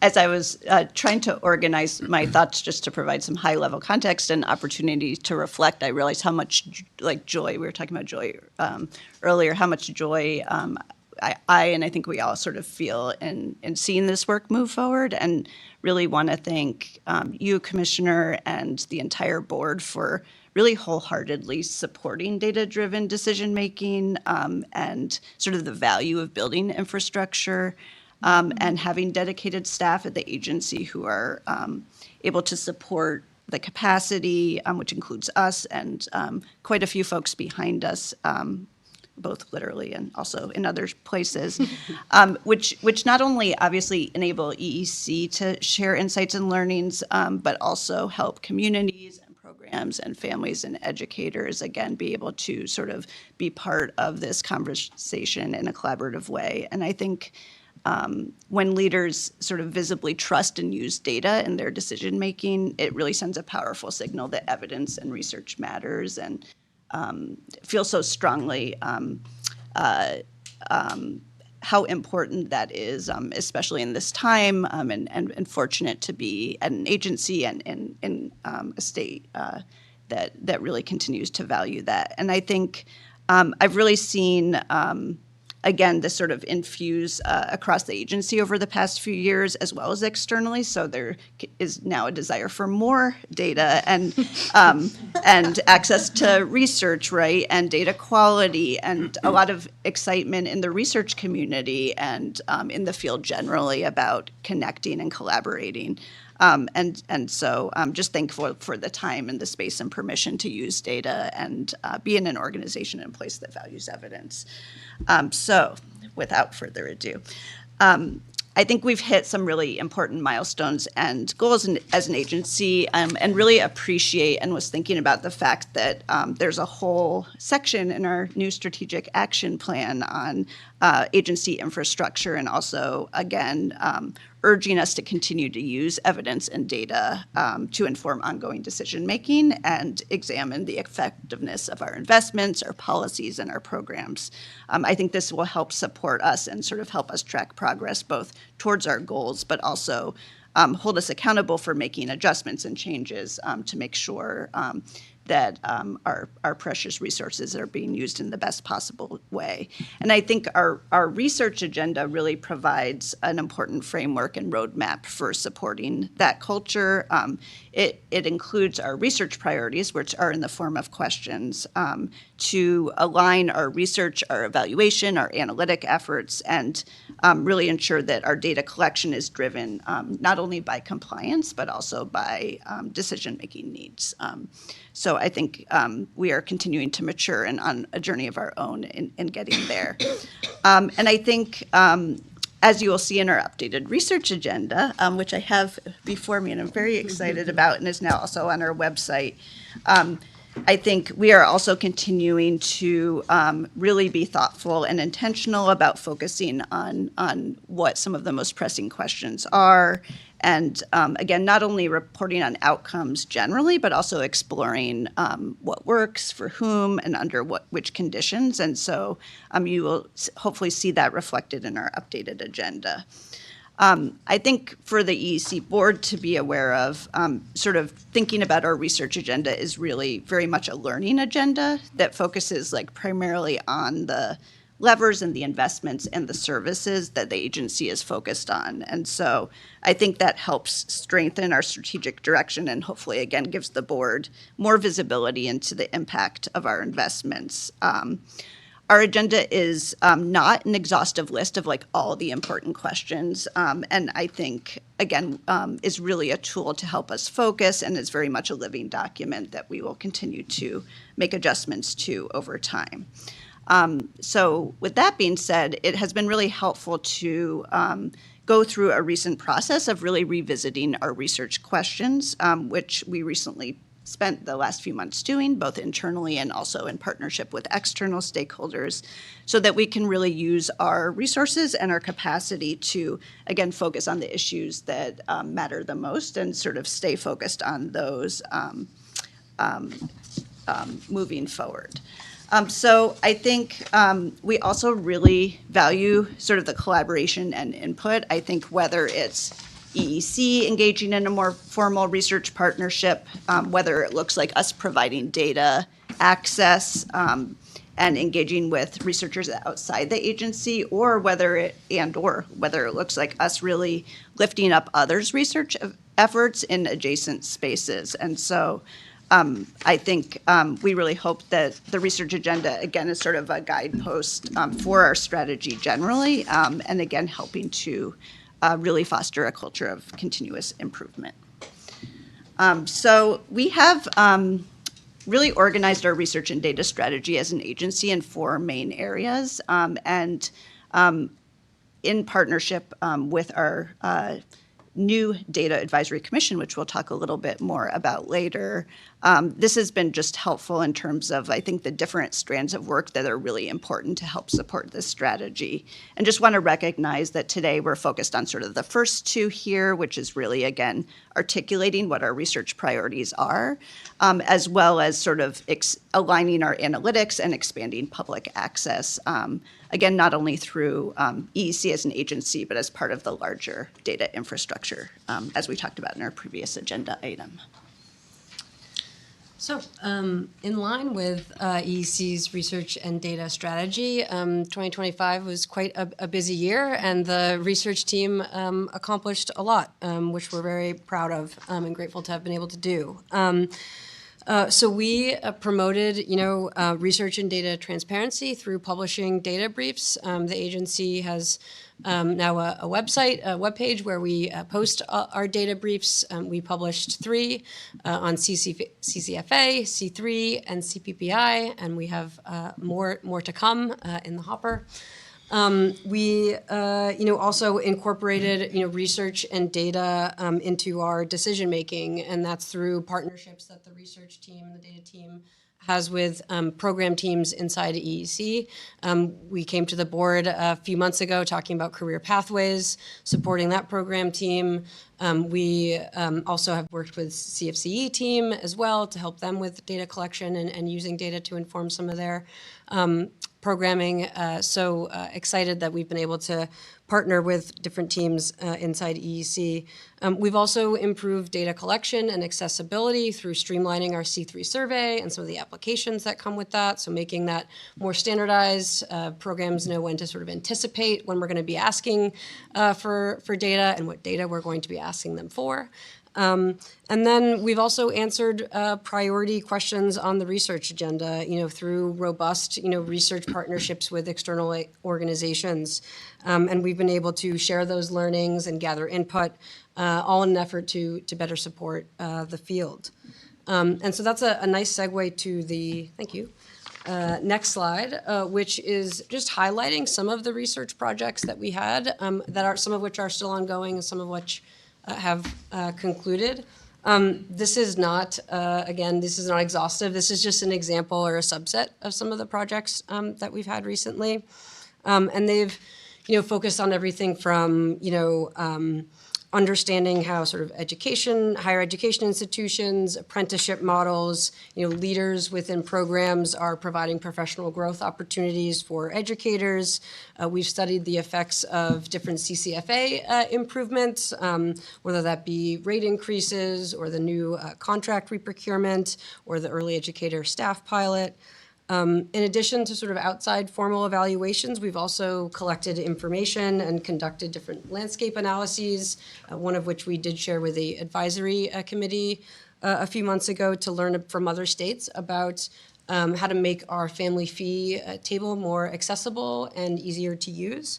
And these are just, again, some of the ways that the research team has used research with our partners in EEC and the program teams to inform decision-making and hopefully provide, better services to our families and programs and our educators and the public.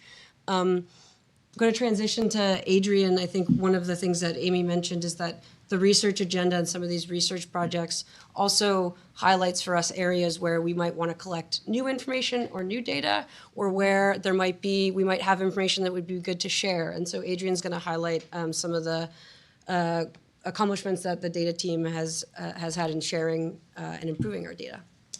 Yeah, great. Thanks, Ashley. Yeah, I think I just want to underscore that Ashley said that this expanded research capacity really works hand in hand with our data analytics work.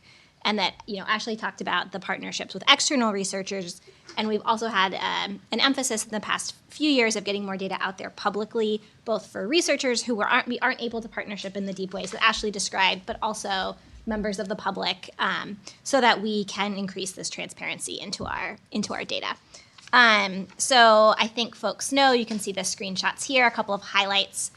In the data world, we launched the KPI dashboard in 2024, and I think we were clear when we released it that it was our first bite at the apple in a spirit of sort of continuous improvement. And I think we've taken seriously that commitment to continuous improvement. We've worked in the past year to make our KPI dashboard easier to navigate. You'll see in these screenshots, we made some sort of aesthetic look and feel updates to make it easier for users to navigate. And we've also made sure that now all of the data is filterable by region, as we talked about in the E2C section. Also, are ensuring that all of the data that are here are downloadable for the public in the Education to Career Data Hub for folks who want to dig further or visualize it in different ways. We've also worked on a number of other public-facing data out there, including our C3 dashboard, which allows folks to look at the C3 grant amounts by program, and also other downloadable data in the hub. I think we talked earlier about our licensed and funded data sets. So now in the hub, you can look at all of the licensed and funded programs by month and their characteristics, really enabling folks in the public to answer key questions about our early education and care system. And I would be remiss also from leaving this slide without acknowledging the work of the data analytics team. I think the work that's highlighted here quite literally has every member of the team has touched this work, as well as our colleagues at EOEIT who have helped create the infrastructure to make it possible, and of course the colleagues at the Education to Career Data Hub. And then last but not least, all of this data and research work is also guided by input from the new Early Education and Care Data Advisory Commission. This is a commission that was created as part of the FY25 state budget and includes a broad swath of stakeholders from the policy space, the advocacy space, and direct service associations and organizations. You can see here the sort of text from the Commission's charge in the outside language in the state budget, but it really emphasizes the role of the Commission in making recommendations to support EEC in building data and research capacity, and then leveraging that data to answer key questions of interest to the field. What does this look like over the past year or so? The group met for the first time in April of 2025 and has been meeting quarterly thereafter.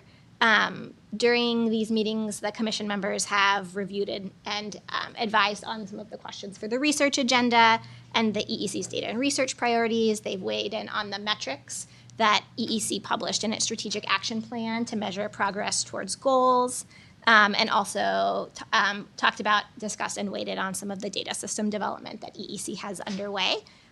Each of these meetings has been focused on one of the strategies in the agency's strategic plan, really to focus and move across the content areas.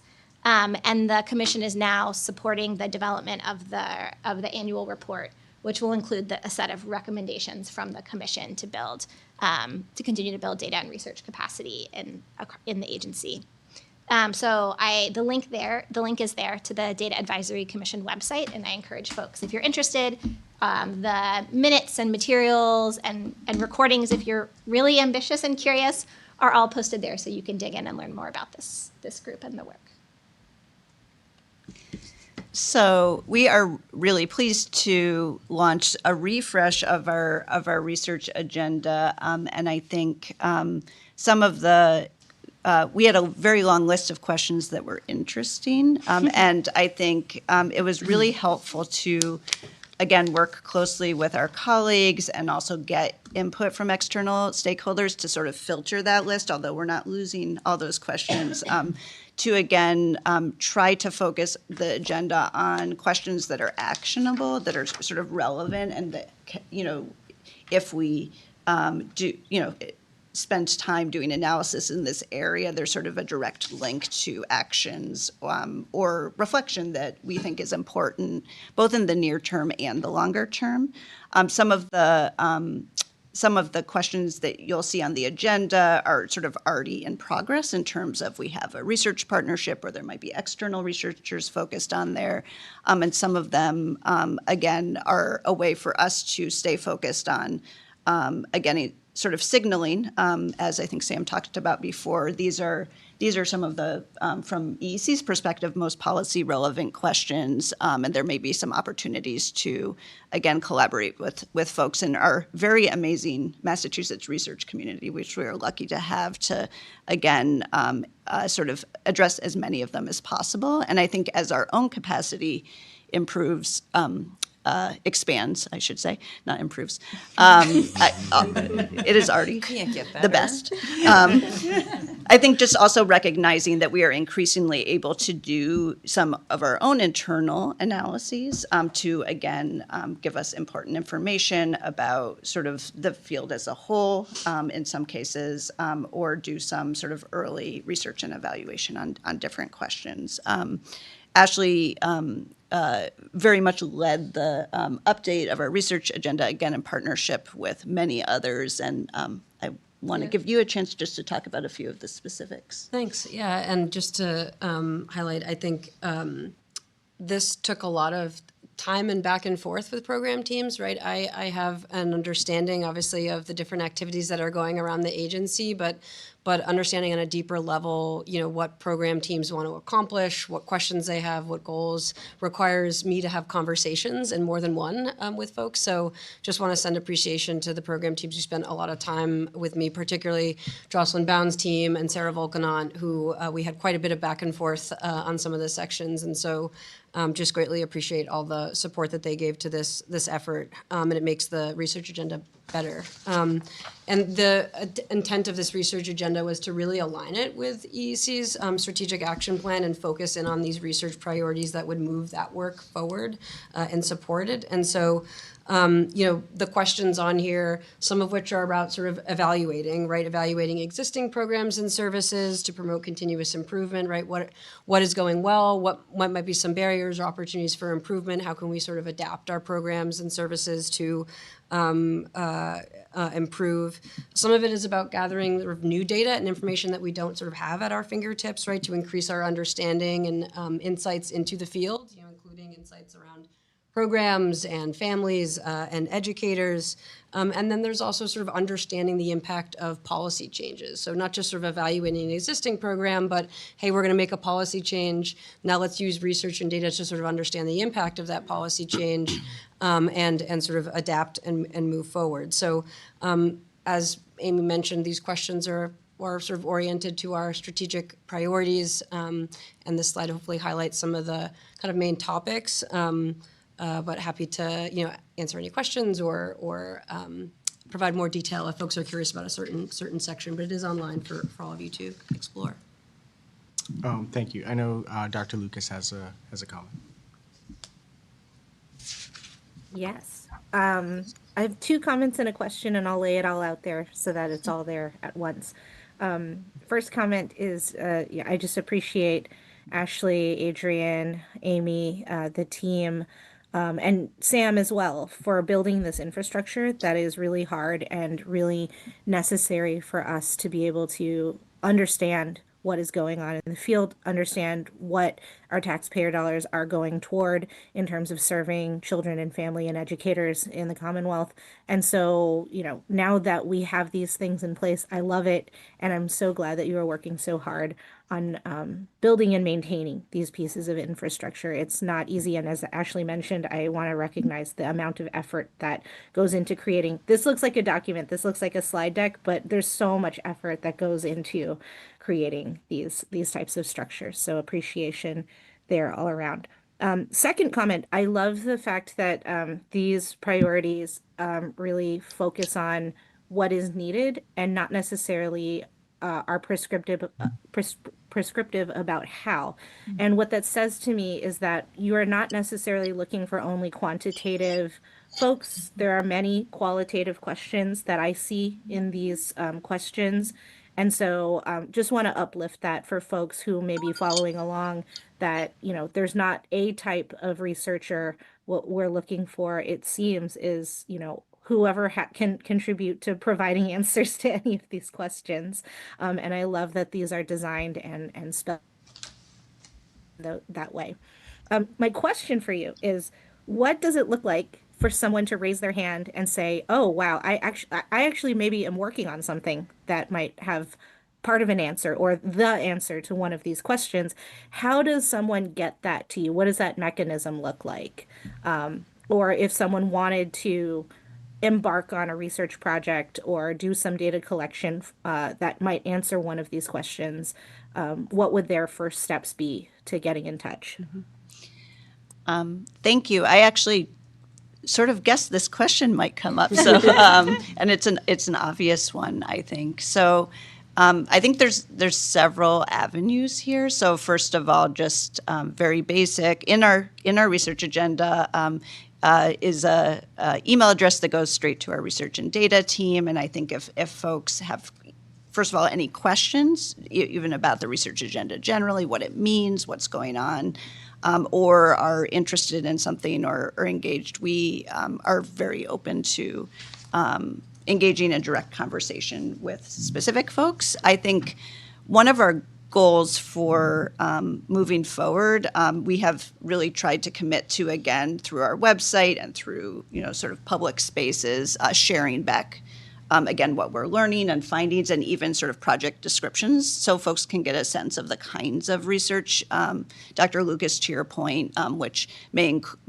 be very rigorous or may be qualitative, and certainly a variety of methods. I think really eager also to just sort of get out in spaces, and I know there's some upcoming opportunities for that where researchers already are, or the field generally, to again engage in sort of two-way conversation to again help encourage our collective capacity to engage. The agency, obviously, if we sort of have the resources and again have a clear sense of a particular research project, we do have a procurement process where we sort of put out an RFP to folks who might be interested in responding. So that's like the very formal way that sometimes when we have resources, we figure out who to partner with, and I would say it's always best if folks who are interested in that can also think about not only their own organization, but like, would it make sense to sort of gather expertise across organizations or individuals as well? So that's another opportunity, although there are fewer of those, but we're always trying to identify resources. So hopefully that's helpful. But, I think we're also open to other ways of making it sort of more clear and transparent how folks would engage with the agency. And if I could just sort of just add one thing that we got feedback about the sort of first iteration of the agenda was that, it's a big list, right? Which ones EEC are you most interested in, or would be most helpful, or would be most urgent to answer? And so in this iteration, we did start categorizing questions in that way to say, hey, these are the questions that we think are most feasible, most sort of pressing in the near term for us, so that researchers looking at it don't see a list of 50 potential questions, but maybe know that there are 20 that are sort of most important to the agency. So I think that's sort of a tangential way to kind of answer your question, Dr. Lucas, but is one thing that we hope will help researchers in knowing sort of how to reach out and what to reach out about. I have a comment and a question. Sort of going back, I think Nikki mentioned it during the budget question around just access and opening up and affordability. I couldn't imagine having that conversation without this work. Like when we think about what a pressing priority I think this is and how focused we want to be on it, to have this sort of analytic research agenda aligned to like trying to solve for that, I just think is so critical. So I just can't imagine a world where those two things aren't in play, just to validate the work that you guys are doing. As the newest subscriber to the E2C newsletter, I am curious, the briefs that you guys are doing and the formulation of and I know it's a capacity thing, but is there a push strategy on that stuff? Are we sending to legislators? Are we sending to advocacy groups? Or is it sort of like we hope they come and see it? Or are they tools that we're starting to use to make sure people are aware, not just of the data, but of the work that's happening here, that all of the good that's happening? So I'm just curious about that. You might want to answer this sort of second part, but in terms of the purpose, I think, has been to be transparent about what data does the agency have and that we're using internally to inform our decision making. And we know that there are researchers out there, but there are also sort of policy folks, right, who maybe write sort of briefs or things like that on what's happening in Massachusetts. And wouldn't it be really helpful to them if they had sort of an easy way to sort of access some of that information and kind of understand what we're working on, how we're using the data, what's sort of available, as opposed to maybe a formal data request, which takes time, right? They can sort of get a snapshot of what's the CCFA picture today or this month, and use that information to shape some of the work that they're doing. So I think it was about sort of transparency and different ways of folks to get access to the information. I think we have done some social media stuff, but perhaps, Commissioner, you can kind of elaborate on that. Sure. I wouldn't say we have a broad social media or public campaign around when we publish something, but we do post on social media when we have a new brief out, and we use these board meetings to talk about the new KPI data. And certainly with legislators, it's been enormously helpful. When we get a question about a CBPI or C3 or what's happening, we can point them to the data briefs. We can often, we get lots of questions around caseload. So being able to have that information readily accessible and available where people aren't running it on an individual basis, has been very helpful. So, but we don't have sort of a broader... By the way, my question was not so much around social media. I don't think that's probably the best use of this, nor the capacity, but I do think as we think about key stakeholders and connectors in the education space, about how to, again, the Committee on Education, does their staff have, do we proactively give them these briefs, or do we wait for them to find them, or do we point them when they ask the question? Those are all different sort of strategies, and I would imagine what you're building here, you will, maybe even other states are reaching out to you, right? As sort of how did you build this resource and become this connector for information beyond just what we control here? But I would imagine over time, you're just going to become a place where people may be I'm going to go see what they're doing first, whether it's in the state, whether it's in the country, to figure out how to think through this around development of policy, development of advocacy, et cetera. So. Yeah, and I also think that, since we are a state with, a number of sort of state-focused organizations outside of state government, again, continuing to build awareness of the resources and information through those organizations who, again, may also be connecting with folks in different ways. I think, again, we one of our metrics in the strategic action plan is starting to track even more sort of the use and uptick of our website and hits on things. And we have, I think through some limited information, have a sense that the word is getting out. But I think also just partnering again with the organizations who we know are also interacting with these folks, and likewise, being aware of the resources and research that they may be doing to help inform. Yeah, I'm just what thinking, we're again, doing. being a Yeah. tool, I'm thinking like Dr. Lucas would know better than I, like her world, like does every 100%. college know this is a resource Totally, as students totally. may be thinking Yeah. about thesis and like, I just making sure the right people in the right places know about this, and if there's effort we should or should not put into that just based on where we are. That's all. Yeah. Carolyn. Just a comment, really, which is thank you, ladies, and to your entire team for boldly going where no one has gone before in terms of recognizing the importance of data. I mean, it gives the agency credibility when questions are asked, when there is data to support it.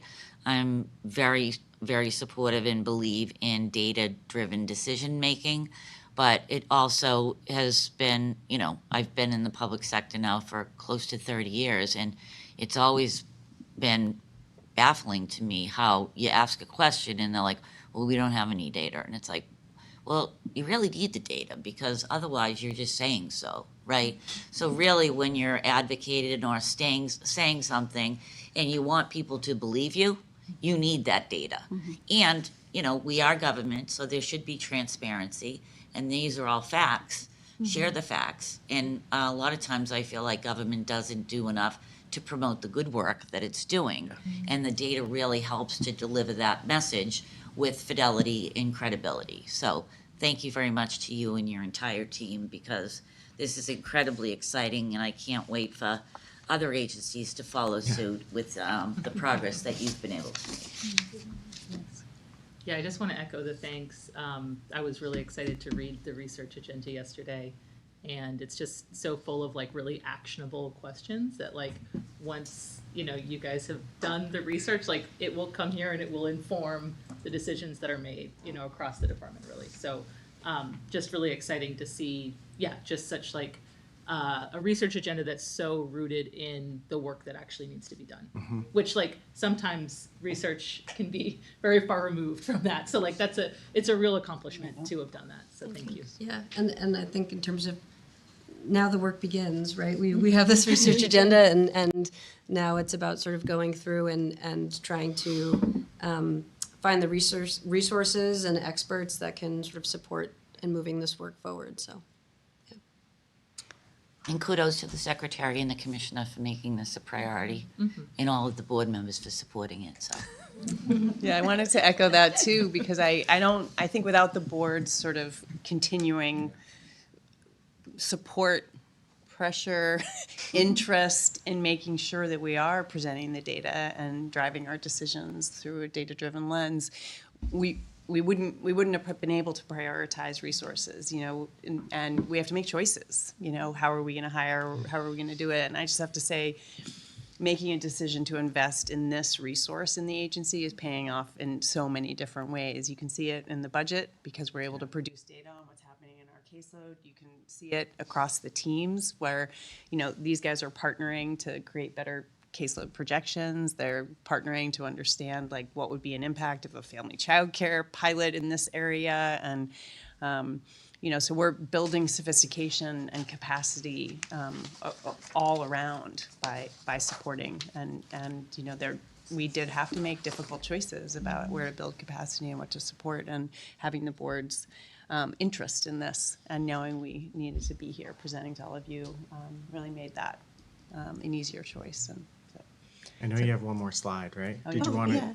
I mean, I think this really is just the work continues, which Ashley already started to say. And I think, I think we have some more specific goals, which I won't talk about today within each of these, again, to make sure we're sort of pushing forward, not, there's the research agenda, there's, again, the public access, but also some of the things we've talked about when we've come before you in sort of specific situations in terms of also looking at our sort of data systems themselves and making incremental, and in some cases, really huge, hopefully to come, changes to, again, improve data quality as well as find ways to, again, have data connect to each other so it can also reduce burden and streamline things for folks who are providing that information to the state. So,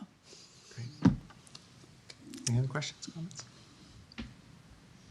Thank you. Thanks. Thank you. Thanks, Team. Thank you. We're good. So we will end where we began with some gratitude. It's been an absolute pleasure. Likewise. Thank you. Thank you.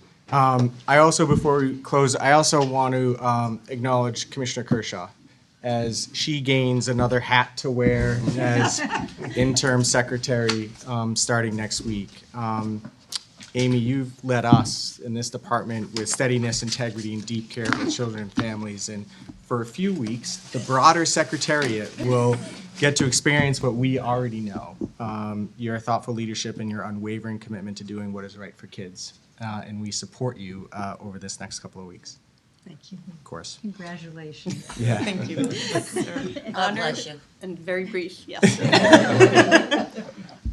Just as a reminder, we'll be in Quincy next meeting in March.